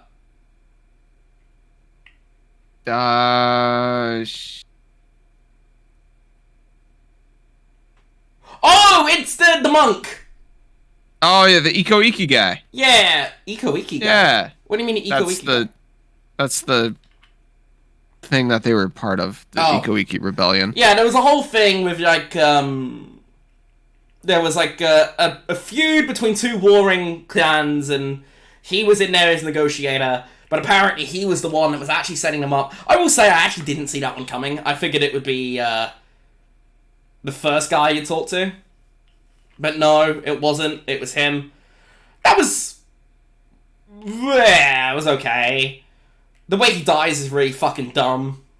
It was so memorable, I had to Google it. I had completely forgotten it. Which I think is a pretty good overall point about all of these. At best, these storylines are okay and very forgettable. At worst, they're boring and very forgettable. None of these are particularly good. At best, they're okay.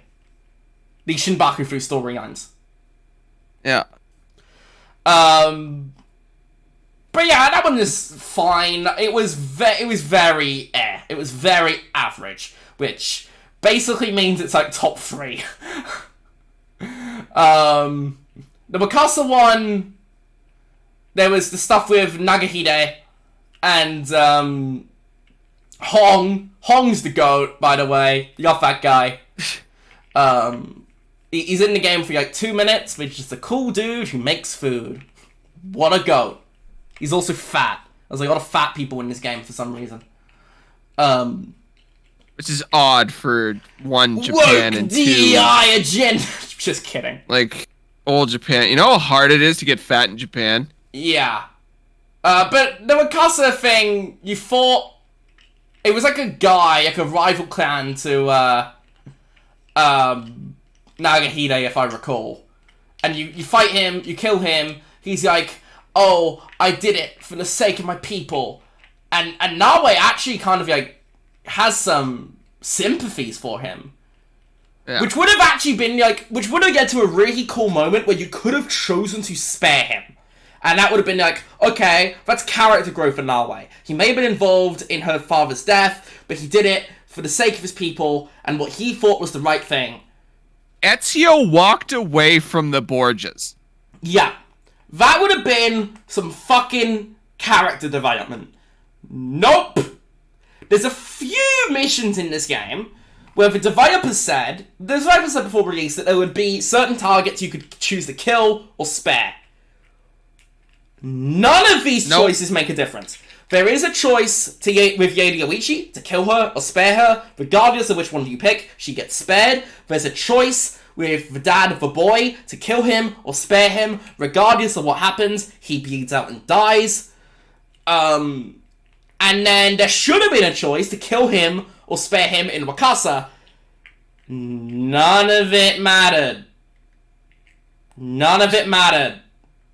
And there wasn't even a choice with this one, which is really dumb, because it feels like there should have been. Anyway, that's the end of Act 2. You've taken out all but 2 of the Shinbakufu, and then it's on for the Mitsuhide stuff. This is on screen right now, the Kill Mitsuhide quest, so this is actually a really good time to talk about it. That was pretty good. The siege of the castle, you go down, you take him out. It's very linear. Yeah, there's basically only one way you can do it, which is kind of disappointing. The cool part of the game is when it gets linear. Yeah. I kind of wish there were some more options into how you can assassinate them.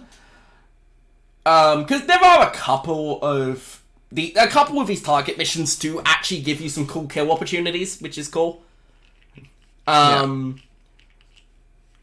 think the one where you're working with Katsuhime to take out that guy, I think you can, like, tamper with his dog food, which will get the dog to bark, and he'll come down, and you can hide in a box, and you can stab him. That's cool.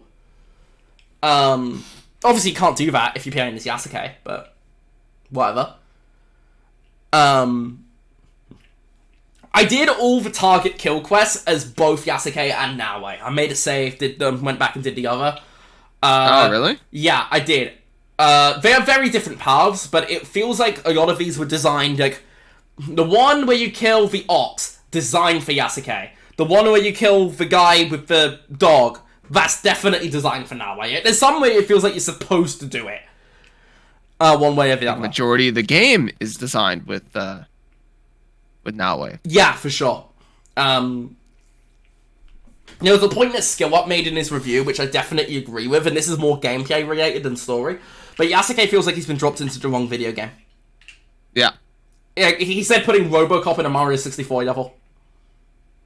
That's a pretty good analogy, actually. Yasuke feels like a For Honor character. Yeah.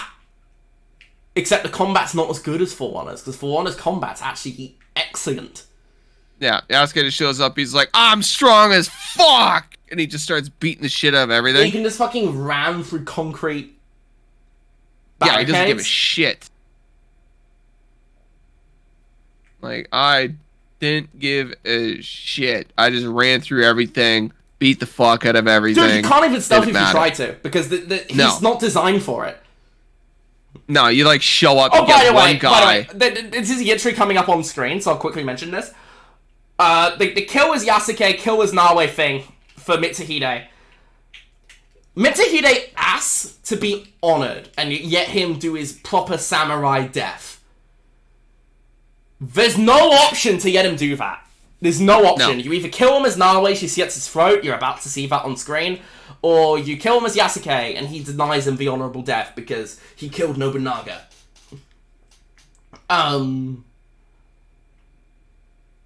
I think the Naoe one makes more sense because she's avenging her father, and that was much more compelling than the whole Yasuke Nobunaga stuff. Because, it just was. It just was. I don't really know how to explain it. But I thought this mission was okay. I thought the stuff with Mitsuhide was pretty cool. And then he's like, there's another one. It's the Shogun. There's one more, and he's got the box. Because that's something I've completely ignored. The little box. They're like, Naoe, here's this box. You gotta go find the other boxes. And she's like, okay. But then she gets... In the prologue, the Shinbakufu attack her and they steal the box. Yeah, they take the box. And that's when her dad dies. And she's like, I'll find the box, Papa. And the Shinbakufu... which I assume is Japanese for dad. Yeah, that is dad. And then... At no point does any of the Shinbakufu know anything about this. No. Except for him. None of them know. I was like, okay, this is going to be a piece of Eden. This is going to be a piece of Eden. We never find out what's in the box. It's the Imperial Regalia. Which I assumed would be a piece of Eden. If it is a piece of Eden, it's not in the game. It's not in the game if it is a piece of Eden. Remember, we're still missing a box at the end, aren't we? We are, yeah, which I presume is going to be related to that. So that will probably be a piece of Eden, I guess. Yeah, but that'll be like it all comes together. Like, we really don't know what's up with these boxes. Which is fucking stupid, by the way. Like, there's these boxes which you're hunting the whole game, and you never find out the significance of them. Oh, the Imperial Regeki of Japan. Okay. Who cares? Who gives a fuck, dude? But, Why did her dad have it? well, he was entrusted it, wasn't he? Yeah, but, like, because why? there was the Shogun that wanted them to set up, basically, the knockoff assassin guild. Right? But anyway, so she goes to speak with the ousted Shogun, who is in the game for one scene before then. One scene. It's like, okay, who's this guy again? Former Shogun? I knew... because of the amount of, like, Japanese history that I've just read in my lifetime, I knew immediately he was the big I guy. had a feeling he would have some relation to the Templars because of the music that was playing and the camera angles when they were talking. Also, I'm pretty sure he didn't change before. outfit from the first time we saw him in the... I don't know, because this is like cutscene. 3 years later as well. Yeah, so, like, he shows up and he's like, I'm this guy. I'm like, oh, you're the main villain. I'm like, there's no fucking reason for you to be in this game. Like, there is zero reason for you to be in this game besides you're the main villain. Nope. So, again, they go in there, now he's like, I'm gonna fucking kill you, you'll be at Shinbakufu, and my job is to kill Shinbakufu. And he's like, nope. I'm gonna give you the box and some information on the Templars and where to find the other box, which sets up the Yasunawe quest, which is why you need to do that Yasunawe quest in Act 3, but we've already talked about that. Yeah. I'll give you the box, you can do the other box, and also, at the very end of the Wakasa storyline, it's revealed that the guy that the target's working with knew Duarte de Mayo, who was a Portuguese slaver who was responsible for Yasuke being enslaved. That is all tied to Yasuke stuff, which is kind of... That is when you unlock the quest for Yasuke to catapult you into the end of the game. But he's like, I'll give you information which you already fucking know. And Yasuke's like, okay, cool, I already know, but I'm gonna save you for that. So he basically barters with his life. And again, it feels like you really should have had the option to kill him.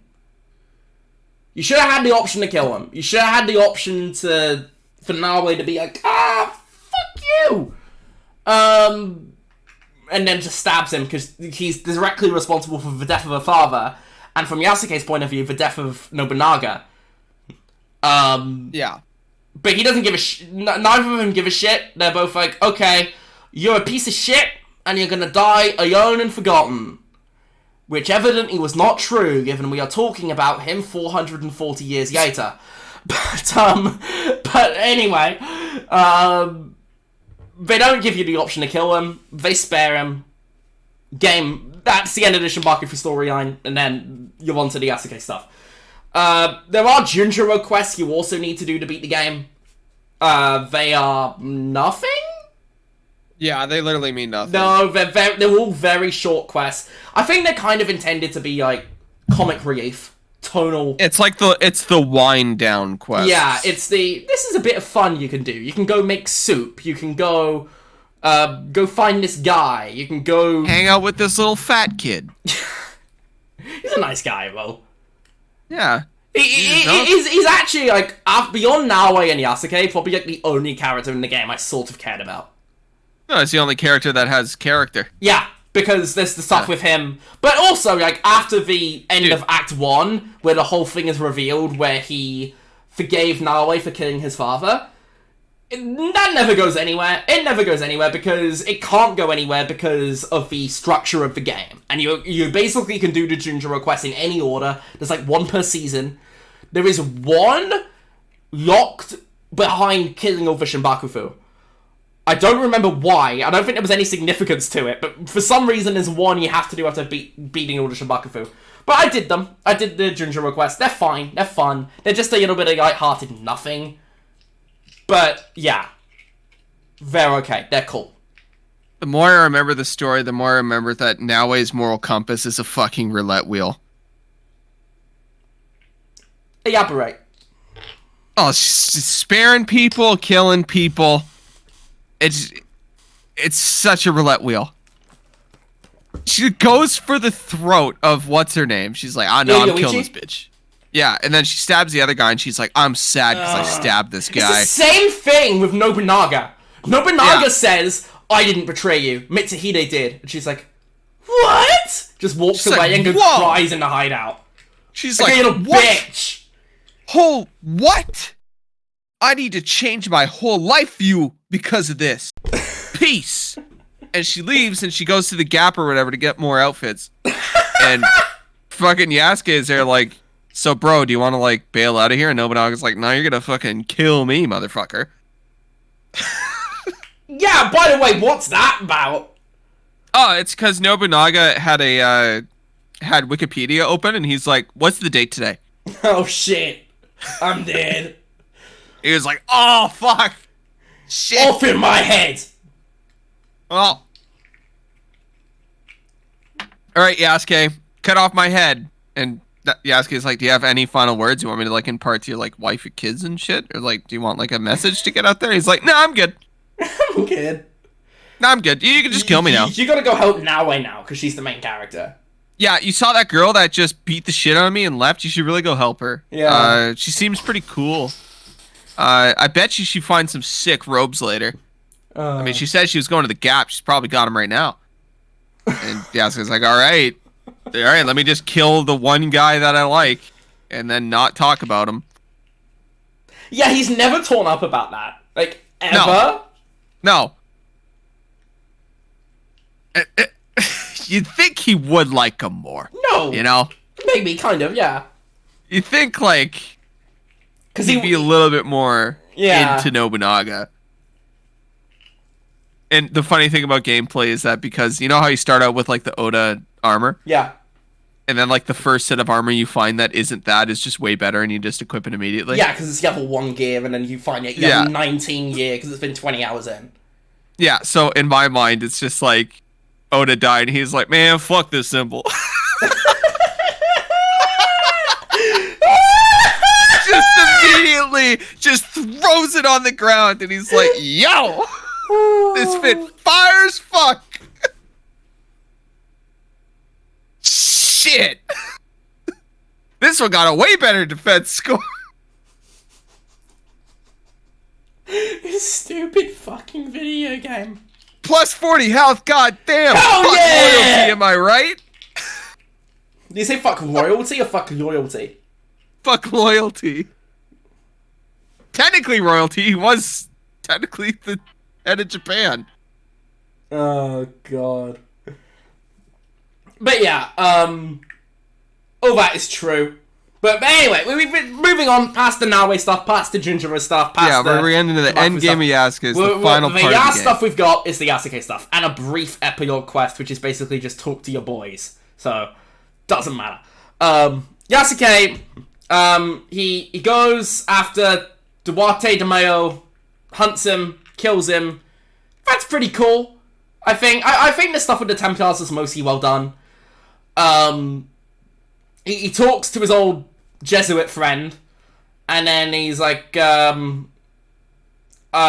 to kill this guy in Key. This is the only main quest in Key, apart from a couple of Junjiro quests, actually. But again, are very short. But Key is almost entirely underutilized in this game, which is like the southernmost area. Yeah.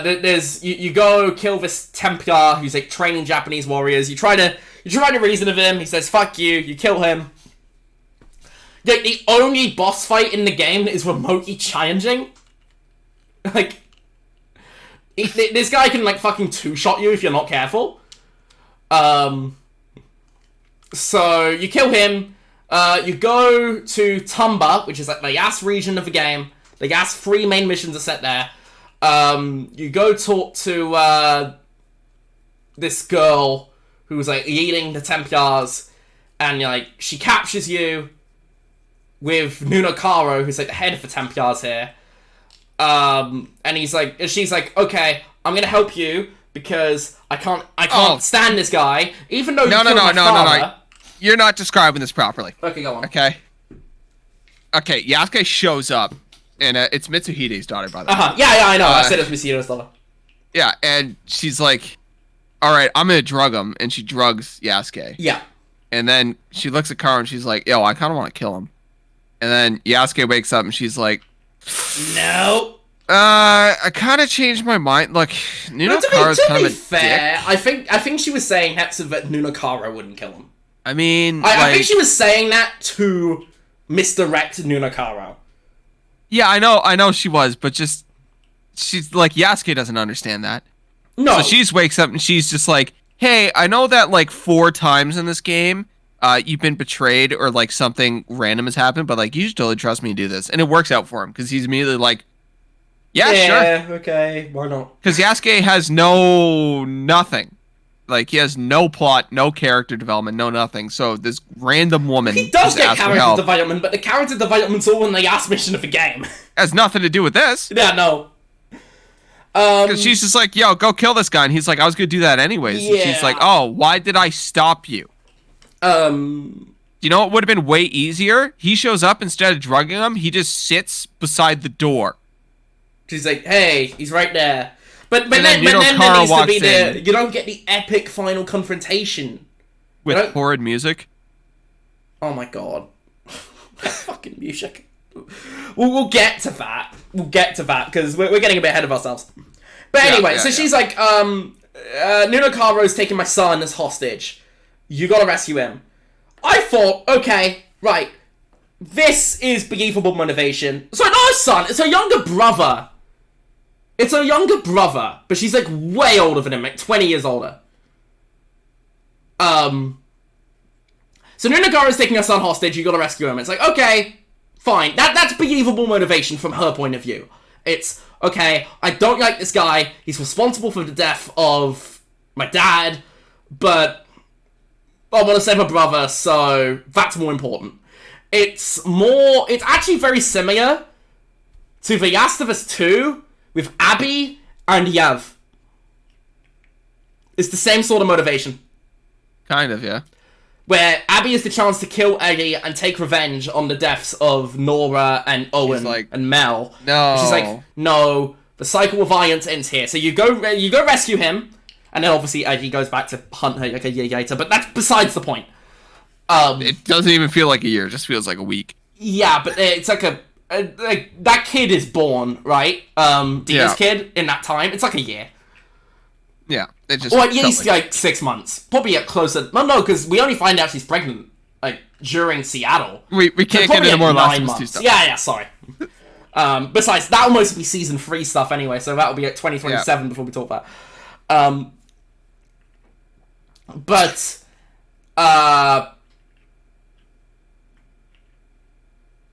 yeah.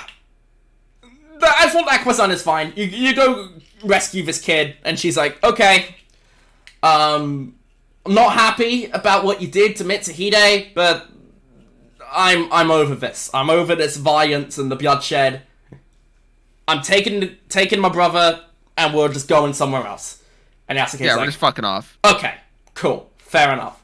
You're a Templar, but you're only working with him because you kind of had to, so cool, I'll spare you. Again, you don't get the option. You don't get the option just to kill her. For an RPG, would have been nice if they gave you the option, but beyond that, I thought those 2 missions are fine. So, up to this point, you already have like a Templar board in the objectives menu. And the first one was Duarte D'Amato, who you killed, and he's like a slaver. He was like his ship that you were enslaved on the way to Japan. So he's dead. The second one was the guy training Japanese warriors. He's dead. The woman's spared. Then you've just got Nunakaro. So you go to the castle in Tamba, which is kind of cool because there's like a very high castle. So you've got to like run through most of the castle. It's very dumb that you can't get the waypoint here because most waypoints can only be done as Nawe, which means you need to go all the way back up that mountain as Nawe to get the waypoint, which is very stupid. But anyway, the mission's cool. You run in, you fucking confront him. He's like, you basically trying not to call him a slur because it's the 1500s, and I guess the N-word wasn't a thing yet, but it very much felt like that Mafia 3 cutscene. You know the Mafia 3 cutscene where he kills that guy and he just calls him the N-word? Yep. It felt like that. Now, obviously, the bad guys are racist isn't a criticism. Obviously, the bad guys are gonna be racist. They're fucking Templars. What do you expect? So he fights him. Actually, no, he doesn't fight him. He sends his men in to kill him. And he fucks off and runs. Obviously, you dispatch them, taking, like, no damage, because this is Yasuke, and he can't take any fucking damage, basically. The only times I ever felt in danger as Yasuke were if I was, like, 10 levels under-leveled, and the enemies would just one-shot you. If you were ganged up on by, like, 3, like, elite enemies at the same time, and you were not paying attention, or, like, a couple of boss fights. That's it. 99% of the game, it is almost impossible to die unless you're goofing off. And you're just not paying attention. So, anyway, he kills those guys, he runs up the tower. It's actually a pretty cool set piece, because you're chasing him through the tower.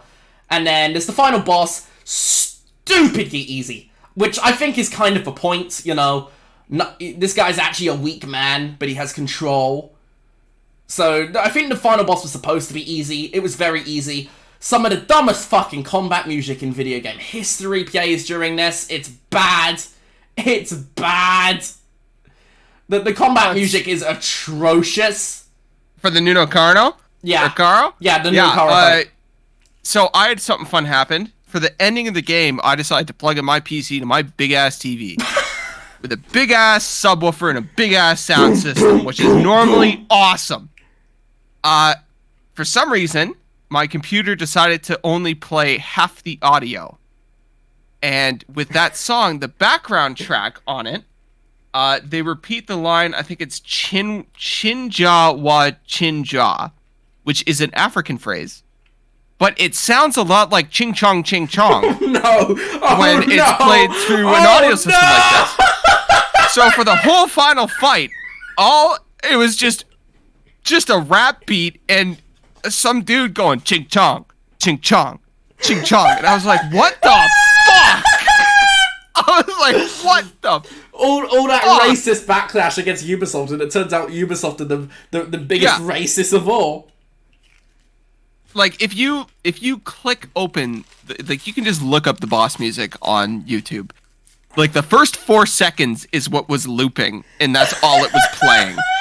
So it was just ching chong, ching chong, ching chong, and I'm sitting there. What was the actual words? It's chinjwa, I think. Okay. But it just didn't sound like that. So my brother was also over at the time, and he walks down and he goes, "What the fuck are you listening to?" And I was just laughing. Uncle Aaron beats.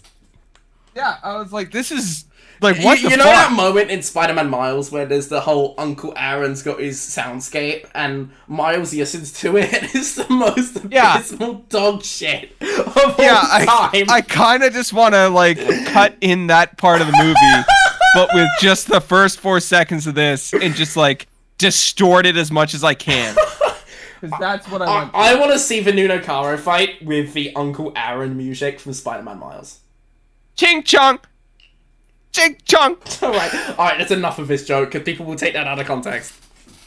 It's true, but like, goddamn. Oh, God. Anyway, so you kill Nuno Caro, and Nuno Caro's like, "You fool, we are more powerful than you can ever imagine." And Yasuke's like, "I don't care. We are the Kakashiba Iki," even though he's not stealthy at all. And he's like, "We're gonna kill every Templar. We are declaring war on the Templar Order." Game ends. He Credits declares roll. war on the Templars. Game ends. Credits roll. And Yasuke was just not that cutscene for me. Oh yeah, that is hilarious. You already told me this. He's not in that cutscene. In fairness, that might have actually been cooler. That might have been cooler. I thought the ending for Yasuke Assassin's Creed is him screaming ching chong at a guy and then disappearing.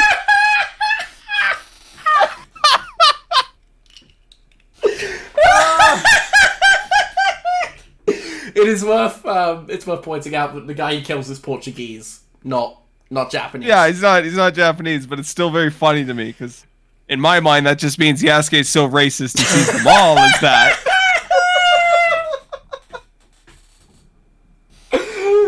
Oh, I'm crying.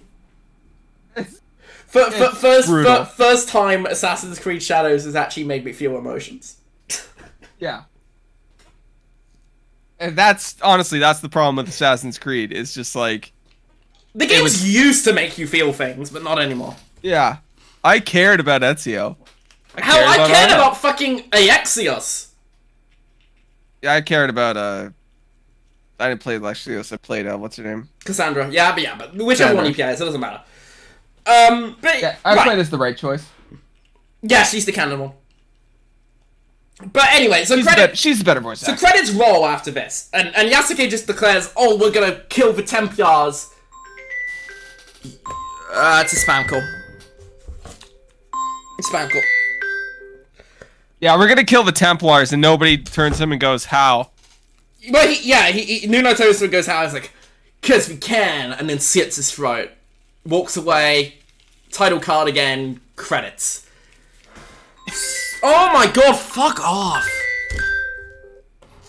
But yeah, I actually did like the Yasuke quest game. I thought it was by far the strongest part of the game. Yeah, I don't know like whether a villain. I don't know whether it was good, but it was at least okay, I think. I think it was at least okay. We're gonna kill all the Templars. Yasuke, we don't have a boat, dude. We're on this island. I think we killed all the Templars here. I don't think there's any more. And he's like, fuck! Yeah, it's weird. I assume that's DLC setup. It's like, there's gonna be more DLCs. Maybe Yasuke will go to Portugal and kill a bunch of them. I don't know. Yeah, he's gonna find a boat? Yeah, I guess. Maybe, I'm sure there's boats in different harbors, so they just fucking steal one. I guess, yeah. Just steal a boat. Just have Yasuke steal a boat. I guess. And now he's just gonna be like, I don't speak their language. I'm not fucking going to Portugal. And he's gonna be like, come on, babe. Genuinely, I was wondering whether Yasuke and Naoi would have a romance. I was glad that they didn't, because that would make it even more awkward. It would be very stupid. But yo, the way that you killed my boss, more believable if like they fall in love rather than just being mates. The way that you killed my best friend and boss, the one man I truly loved, that got me going. And she's like, "Yo, the way you slaughtered everybody I ever loved, oh yeah, let's get it going." I hear you've been slinging that BBC everywhere in Japan. Get over here. And then all Naoi's romances are just in the cuck chair in the hideout. Like, okay. Oh, yeah. Guess we're watching this now. Cassandra all over again. Oh my god. Oh my god, yeah, when she cucked an old man. Yeah.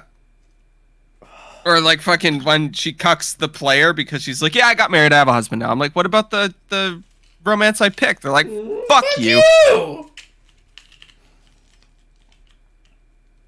What a stupid franchise.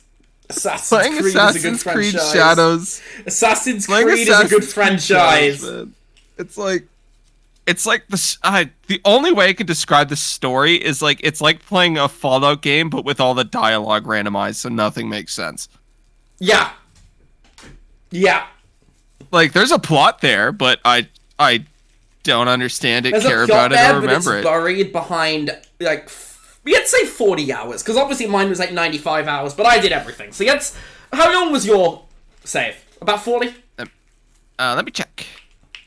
It was 51 hours, but I bet you 10 hours of that was me not playing it. Okay, so let's say 40 hours, because I've heard about 40 hours for those that be on it. Yeah. The first, like, 10 hours are pretty good. Not good. The first 2 hours are pretty good. Then the next 8 hours are okay. And then there's the end of Act 1, which is fucking stupid. Oh, the opening scene is so cool. Oh, yeah, the stuff with Yasuke and Oda Nobunaga? Yes. Yeah, the opening 2 hours, I was like, yo, this shit is fire. Yeah. And then it Very got strong really stuff. bad. But yeah, anyway, about 10 hours in, there's the whole fucking bullshit with the end of Act 1, which is terrible. It's funny, because that's a similar problem I had with Ghosts. I thought the mid part of Ghosts was really, really bad. I thought it was pretty strong the whole way through. I thought the beginning and the ending were the best bits, but I thought it was pretty strong. I thought the beginning and the ending were fantastic, but that middle section, I did not like. I thought it was decent, good. I also didn't like his friend at all. I was like, man, can I just kill this little bitch? I don't know who you're talking about. Tomoko? Not Tomoko. What's her name? Tomoko's a Shadow's character. What are you talking about? Yadi Masako or whoever?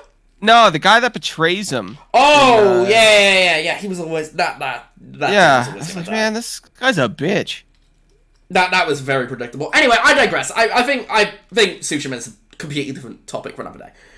But anyway, like, the next 30 hours are just mundane bullshit, right? Just go kill Vishen Bakufu, done. Yeah. And then you do the stuff with Mitsuhide. That stuff's pretty good, I think. The end stuff where you kill Mitsuhide and then talk to the Shogun, which is literally on screen right now.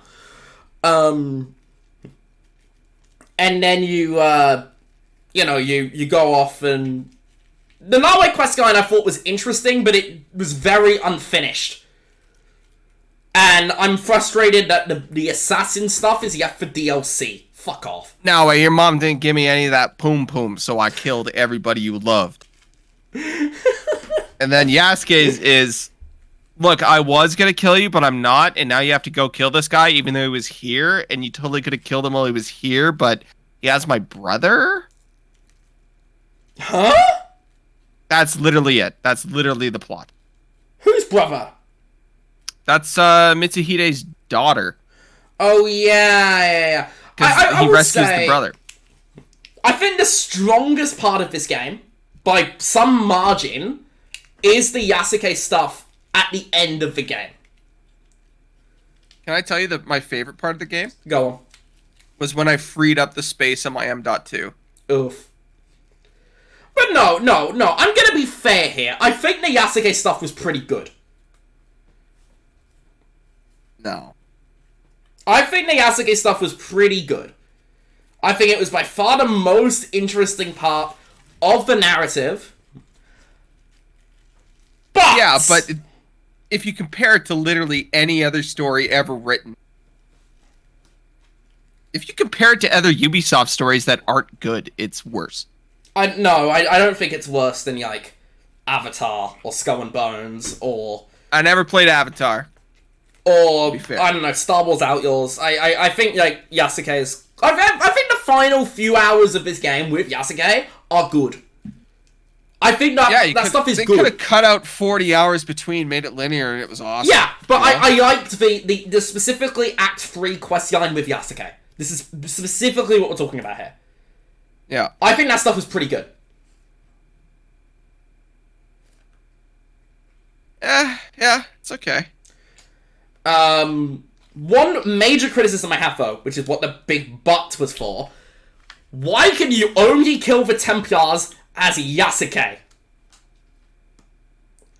Given Naoe is supposed to be the assassin. Like I said, this only furthers my point how she's a fucking cosplay assassin. Yeah, at the end of the game, that you do kill a few Templars, and you have to do these as Yasuke. I tried to switch character to Naoe, it would not get me. She would say, Yasuke's got to talk to this guy. I tried to switch characters to Naoe, they wouldn't get me, that's fucking stupid. Like I said, she's a fucking cosplayer. She's a cosplayer. Anyway, Actually, do you know the funniest line of the game? Oh, go on. When Junjiro looks at Naoe, and he's like, one day I want to be an assassin too, and it takes every single fiber of Naoe's being to look at him and not say, You can't, you little fat fuck. You have to climb to be an assassin, and Yasuke's like, I can't climb. She's like, guess what you're not a part of? The weird thing is Yasuke is a part of her order, which is really stupid. He is. Which is really stupid! And no, it's because he can jump in the hay bale. He'll immediately fall out. Yeah, but he still does it. Oh, God. If Junjiro tries to go for that hay bale, he'll bounce. That kid has Doritos hidden away, and it takes place in the fucking 1500s, dude. Okay, when you first meet Junjiro, he's holding a Coca-Cola. Alright, enough. Stop bullying children, even if they're not real children. Yeah. I think she hits him with... I think she says something like, you can do anything. And I'm like, yeah, if you lose 40.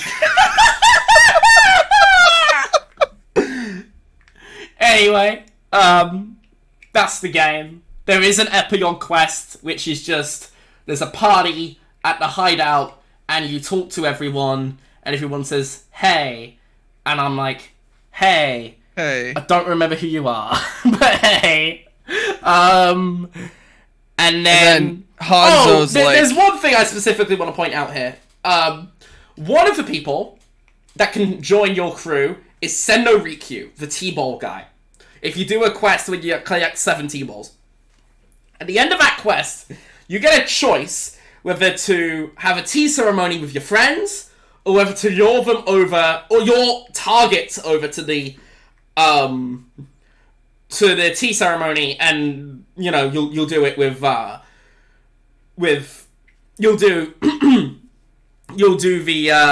the kill quest. Yeah. If you kill them, obviously Senoriku gets furious, like, oh my god, no bloodshed in my tea house, fuck off. You know how hard it is to clean blood out of wood? My house is made of paper, you bitch. No, it's more of a in principle thing. You leave your conflicts at the door in my tea house. I'm pretty sure it's because there's blood on the paper. No. But anyway, obviously that's a way to kill targets, and that's cool. Or you can you could do it with your friends, and it will only be Yasuke and Junjiro and Sorin, because otherwise, if it was anybody else, it would have to actually adapt the cutscene depending on your narrative choices, or even what order you do the thing in, and that's too much effort for a fucking billion-dollar publisher. So, no, it's just with Yasuke and Junjiro and Sorin. But then you end the quest, and he still goes, there is no place for bloodshed in my tea house. Which I assume is a bug. That's the dialogue he plays when you do the kill quest. But even if you do the one with friends, it's like, he still says that. But you also recruit him as a scout. So he joins you in the hideout, and every time you talk to him in the hideout, he goes, there is no place for bloodshed in my tea house. Even though you're not in his tea house, you're in the hideout. So fast forward to the Epilogue quest, you talk to him, you have a whole big spiel with him, and then you talk to him again in the Epilogue party, and he goes, there is no place for bloodshed in my tea house. And I just burst out laughing. Because it's just so stupid. Like I said, loads of funny bugs in this game. Almost has an Oblivion sort of charm to it, except for the fact that Oblivion is good, and this is bad. Yeah. But to be fair, there are good parts of this, and there's bad parts of Oblivion too. It's a little bit more complicated than I just said, but I digress. Anyway, you do the party. Vittori Hanzo gives a note, even though he was supposed to join your guild at the end of an Arwe quest line, but he just doesn't. He doesn't show up to the party. He leaves a note. He's like, I have a lead regarding your mother. And then Yasuke and Nawe and Junjiro have a conversation about it. And he's like, let's go find your mother. And Nawe's like, yeah. And Junjiro's like, he looks at Yasuke, we can do everything. He's like, you poon hunt, right? And Yasuke's like, fuck yeah, bro. And he's like, we'll track her down quick. But no, and then Junjiro's just like, we can do anything, let's go. And then there's a big... I want to be an assassin one day. And then it pans to the sunset, and that's the game. And that's when it ends, sort of, because then there's some stuff with the Isu. But that's the stuff done. Not the Isu, sorry, the Animus. Sort of Isu. But basically the stuff with, all that. Characters. Yeah, the stuff in the game is done there. Obviously, like I said before, I'm very disappointed in the way that, It's bad. I'm disappointed in the whole thing, really. But also,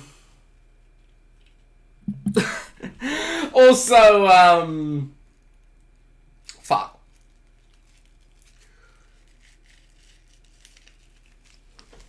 This game broke you mentally, dude. Yeah. Yeah, it did. Assassin's Creed Shadows broke me. Yeah.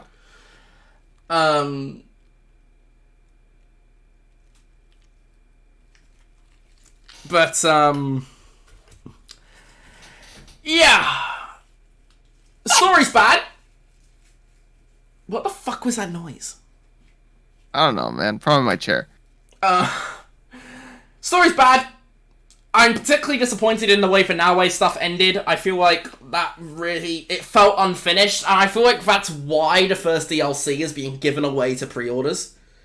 Because if they charged money for this, it would be like, woo! But even still, like, fucking finish your games before you publish them. Finish your games, give us an actual fucking ending, and then add DLC later. Bet you there's some new writers that could get hired too. I bet you they'd be down. Yeah, hire me, frankly. I will do it. I will accept minimum wage. I will do Ubisoft, you don't even need to pay me, bro. Just pay me if it's a success. Oh no, I want money. I'm not doing that shit for free. My ass will drive up to Toronto. Alright, you know, I'll fix it. Okay? I'll fix it. But I got this. I digress. One aspect which we haven't covered. The one final aspect that we haven't covered. Let me just double check the notes, because I think there's only one more. I don't want to say that Naoe and Yasuke were on their own likeable characters, even if a relationship between them was very unbelievable. They don't have much character development outside of the Yasuke hours. Naoe's development feels downright unfinished, but I think Naoe and Yasuke as characters are fine. They're not the best AC protagonists ever, but they're okay. They're easily in the top 20. Yeah. Out of about 15. Yeah. Out of about 15. I don't know whether they're good, but they're okay. They're fine. They're likeable enough.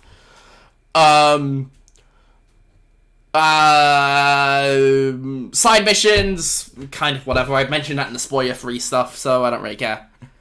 There's not many side missions except for the romance quests, and a couple of ones, like, you'll find a guy who's got a cosplay assassin robe and hidden blade, and you can recruit him. And then you go to a cave, and he finds, like, a proper hidden blade in a box, and you give him, like, some initiation rituals. That was kind of cool. Also kind of dumb, because it was completely meaningless, and he's just a guy you could recruit. These guys you can recruit, they'll have, like, combat abilities that you can trigger at any point. You can only have 2 of them equipped at a time, and one of them will automatically throw a smoke bomb down if you get spotted, giving you an extra opportunity to assassinate. And another one will just fucking assassinate for you, which are way better than all the others. If you're me, it just throws down a smoke bomb when you're walking. Interesting. I just get spotted constantly across the map. Oh yeah, because you said you got bugged, right? Yeah. Yeah, I actually had to not use that. That's actually fucking funny. But these characters, they almost feel like extra abilities in your ability tree because you never actually see them. You never actually see them in combat. They just do something without being seen. So, fucking pointless. Frankly, it's fucking pointless. They're just extra abilities in your ability bar rather than actual. You can't do a Skyrim and recruit them as a companion and they'll follow you the whole way. Yeah. Combat, live service, Yasuke's gameplay, lighting, prone, world, narrative, open structure, pacing. Oh yeah, pacing better than Valhalla.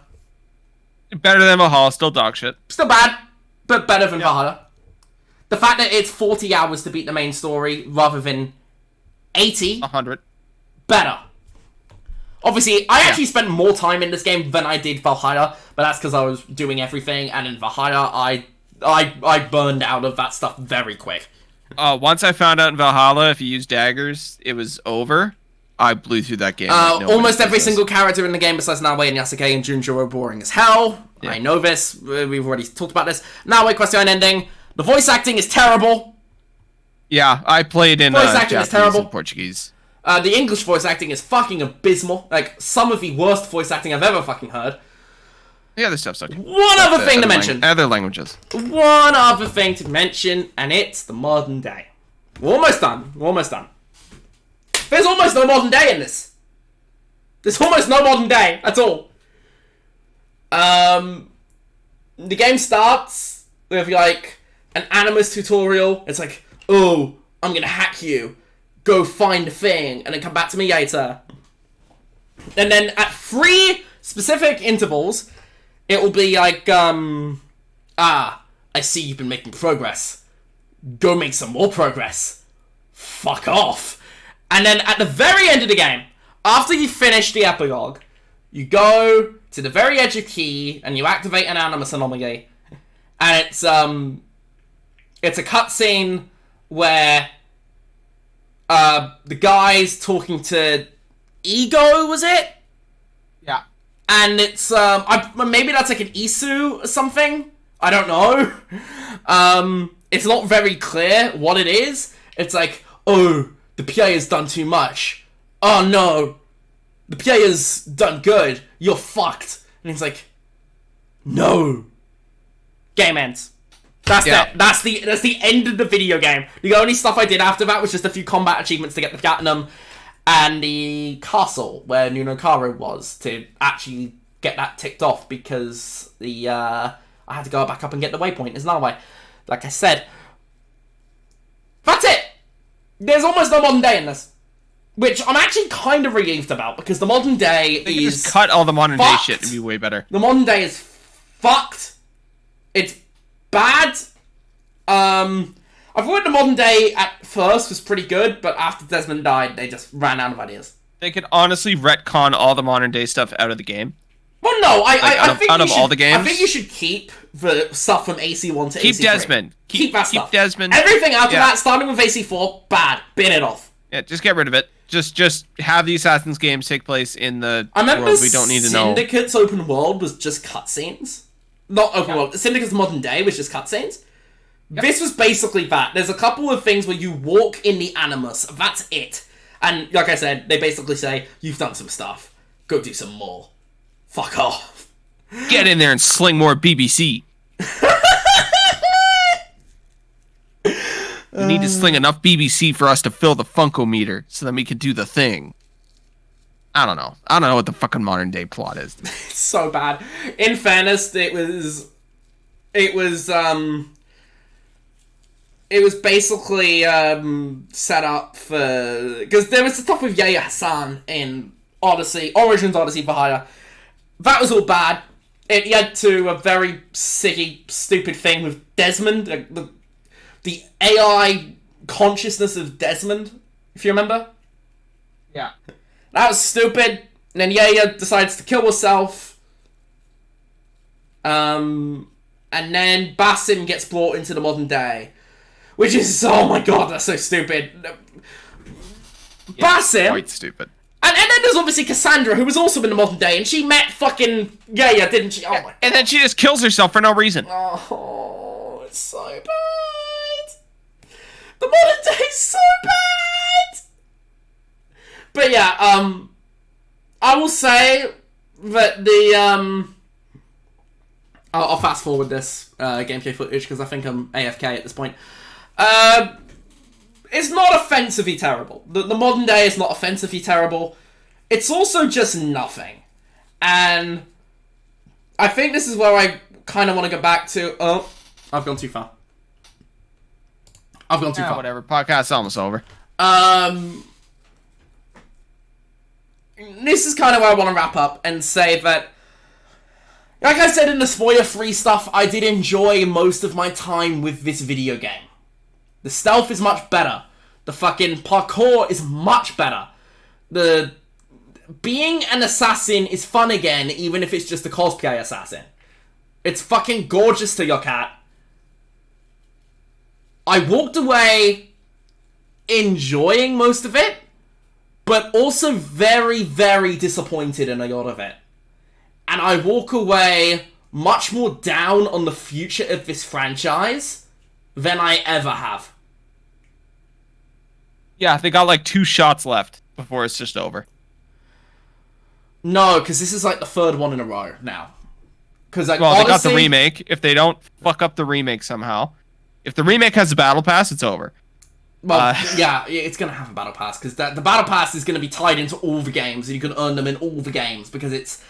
That's another thing. I feel like part of the modern day is, like, it's tied into this whole Animus stuff, Animus Hub stuff, so it will obviously be expanded on. I wonder if they expand on it in the AC4 remake. That would be very fucking stupid if they do. And probably Hexe and the multiplayer spin-off. Because there was... I mean, obviously there's like 10 Assassin's Creed games in the works. I find it hard to generate much hype for any of them after this one. Yeah. I'm not excited. I'm not saying that every future Assassin's Creed game will suck. I'm not even saying this one sucked. Because like I said, overall I enjoyed it. But I do walk away feeling very down on the future of this franchise. It has only further reinforced my point that Assassin's Creed needs at the very least a soft reboot, ignoring everything after AC3. Even Kenway. I know everybody loves AC4. You gotta bin it. You gotta bin it. Everything after 3. They got a chance at the remake. They're not gonna reboot. They're not gonna reboot. Yeah, you never know. They're not gonna reboot. But that's it for Shadows, man. That's the spoiler cast. That's the spoiler cast. So, final thoughts, Connor. What a bad game. I wouldn't even say that, though. Like, I wouldn't say it was a bad game. Narratively bad. Narratively bad. Narratively bad. The open world kind of fucking sucks. It's pretty to look at, but it's empty. Yeah, it's fair. Yasuke sucks to play. Naoe's fun sometimes, but it was a buggy mess for me. I can't call it a good game. I think that's fair. I mean, I had a much better experience with bugs. So, playing like 80% of this game as Naoe, which, by the way, they said you could do 95% of the game as one character or the other. That's fucking bullshit. There's a lot of it you have to do with certain characters. Like I said, Naoe basically takes a back seat at the end of the game, and Yasuke is a non-factor for most of Act 1, so... But I played most of the game as Naoe, and I did enjoy it overall. Would I recommend it to someone? No. I don't know. I think if you enjoyed Odyssey and Valhalla, and could put up with some very shitty writing, which, if you enjoyed Valhalla, you probably can, I would probably say yes. If you were disappointed in Odyssey and Valhalla because they were not focused enough on the assassin stuff, I think you will appreciate the changes made to the gameplay, but you will be very frustrated with the story. If you want an open world game with good stealth, just go play Oblivion. Just came out. There you go. Oblivion stealth is fucking dog shit, though. Way better. It's not better than Assassin's Creed, let's be real. That's better. No, it's not. No, it's not. Come on. No. Oblivion stealth feels better. Oblivion stealth is bad. It's not good. Because you're bad, bro. Skill issue. It's bad. It's bad. Oblivion stealth is bad. It's not a stealth game. Yeah. No, it is. No, it's not. You want to sling some BBC? Play Skyrim.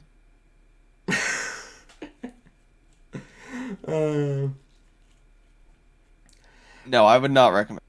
I think anyway. So like I said, I would recommend it if you liked Odyssey and Valhalla, although with a disclaimer that the story sucks. I don't know. I think it depends. If you disliked Odyssey and Valhalla because of the lack of focus on stealth, you will enjoy this more. However, if you miss the assassin stuff and the creed and whatever, no, this is not for you. And if you disliked Odyssey and Valhalla because of its open world structure, stay far away. This is absolutely another one of those games. Ultimately, I walk away, enjoyed it, disappointed by it. And I think that's it.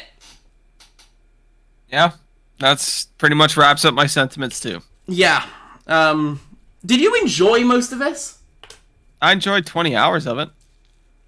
You had a lot of bugs, and I think, Yeah. I think Starfield might be a good comparison to this, because, like, I had so many bugs with Starfield that it just completely ruined it for me in a way that it didn't. And I had none. Yeah. I don't think... When I say none, something tells me you did not have as many bad bugs as I did with Starfield, though. No, I had, like, nothing with Starfield at all. Right, but you didn't have as many in Shadows as I did in Starfield, sure. I only had, like, 6 crashes in Shadows. Okay, I had 45. Yeah. 45? Counting the DLC, 39 in the base game. Yeah. But I do think that is something that you might be closer to my point if you had a good technical experience of this, and I might be closer to yours if it was a buggy mess for me. Yeah. Because I think most of it we agree on. Yeah, a good majority. Yeah, like, stealth is good, world is pretty, although very empty. Fun. Parkour's fun. Combat sucks. Combat's fine, I think. I think it's okay. Not good, not bad. Not good. It's fine. Yeah. Sucks. Story's bad. Characters suck. Very bad. Most of the characters suck. I think now Lady Yasuke are okay. And Junjiro. Junjiro's fine. Okay. Junjiro needs to hit the gym. Oh god, I think that's where we wrap it. Honestly, bye everybody. What great representation for fat fucks in video games. We got Yasuke, oh, yeah, you got a fat little we kid. got Yaya, you got Junjiro. It's just fat fuck city over here. Do you remember Yaya? Because she's like one of the first companions you recruit. Yeah, she's based on a real person. Is she? Yeah. Captain Fat Fuck, but real. Based on a real person who wasn't alive for like another 30 years, so... So fucking typical. This is the franchise where they showed Cassandra's kid growing up in Egypt with the fucking pyramids being built. Yeah. So I really don't know what we expect from Assassin's Creed at this point. I mean, whatever. It's AC. We'll Yeah. see. We'll see in the next one. What's our next spoiler cast? Ooh, good question. What game are you gonna play? Death Stranding? No, probably not. Are you gonna play Expedition 33? Maybe, but it could be a while. Are you gonna play Oblivion? Probably Mafia. Oh yeah, we'll both play Mafia for sure. But and yes, you do play Death Stranding too, in which case I'll probably be that. No, I'm good. I've heard Don't this waste my one's actually gonna have like more gameplay variety. So because I remember you mostly didn't like Death Stranding because of the. I just didn't like the gameplay of Death Stranding. It was boring as fuck. It's an acquired taste for sure, but the most boring thing on the planet. I really clicked with it. So and I like turn-based strategy games with lots of numbers. So anyway, it's probably the next spoiler cast. Mafia. Are you gonna play Mind's Eye? Maybe. Maybe. I'm not sure. Maybe. I'm 50-50 on that. But also, like, if there's, like, not much to talk about, there's no point doing a spoiler cast, right? Yeah. Doing a spoiler cast for fucking Split Fiction would be very stupid. Yeah, but like, I think Mafia, it's more story-based. Narrative heavy, and Mafia's probably the next one. And then after that, and then I assume in later in the year, in November, we'll have plenty more. Yotei, probably. I would love to do a spoiler cast on, like, Metroid. Ooh. I don't know, because Metroid's awesome. not that narrative heavy. I think it depends on how it goes. Yeah, but there's still stuff, but like, I thought this would be an hour. It's been 2 hours, 29 minutes, so... Yeah. It's the freezing game is special. Yeah, we always go over A time. short one. Nope. Anyway, I'm glad I got to vent about this fucking train wreck, because I needed that. I needed that. Now you can uninstall it and forget about it. It's very liberating. I'll go back and play for DLCs, but I think I'll wait till all the DLCs are out before I do it. I'll just bang them all in one go. Yeah, that's fair. I think that's mostly how I'm gonna do DLCs for games nowadays, because like I'm sick of going back to a game for like 2 hours every few months. It's like, no, it's just not worth my time. Unless you're Dragon Ball Xenoverse or Monster Hunter. But yeah, next podcast, probably like early 2 weeks from now, like a week and a half from now, would be 2 weeks after the last one. And then I guess Connor can go more in depth on Expedition 33. And nothing else, probably. I don't think there's much else. Have you been playing more for your Oblivion remake? You cut out there, sorry. Have you been playing more for your Oblivion remake? Oh, fuck yeah. After I finish Expedition 33, it's all I've been doing. Okay, so we can talk more about I'm that level on the next 27. pod. I doubt I'm going to have anything to talk about on the next pod, because my next big focus, I mean, apart from getting ready to move, because I'm still moving soon, at the end of the month, so that's, do expect streams and podcast episodes to be less frequent in this time. I will try and get the Shadows critique out before the next pod. Otherwise, that's all, I think. I think that's it. We're good. We're done. Good talking to you. Yeah, I actually do want to talk to you something off stream, off pod, after this ends. But why is Discord closed? I can't hear you. I can hear you, but Discord's closed. That's odd. Okay, it's open now. That's very odd. It's very odd. I was still in the call. I could hear you. You could hear me. That's Discord, baby. Oh god. All right. I'm gonna head out of the. We're gonna end the pod. Thank you guys for listening. Right. I will get this up to YouTube and Spotify, and obviously Apple via Spotify. Peace out, everyone. And Bye, everybody. next out will probably be the critique of this, which will probably be going over most of the same points, but in written form. All right. Peace out.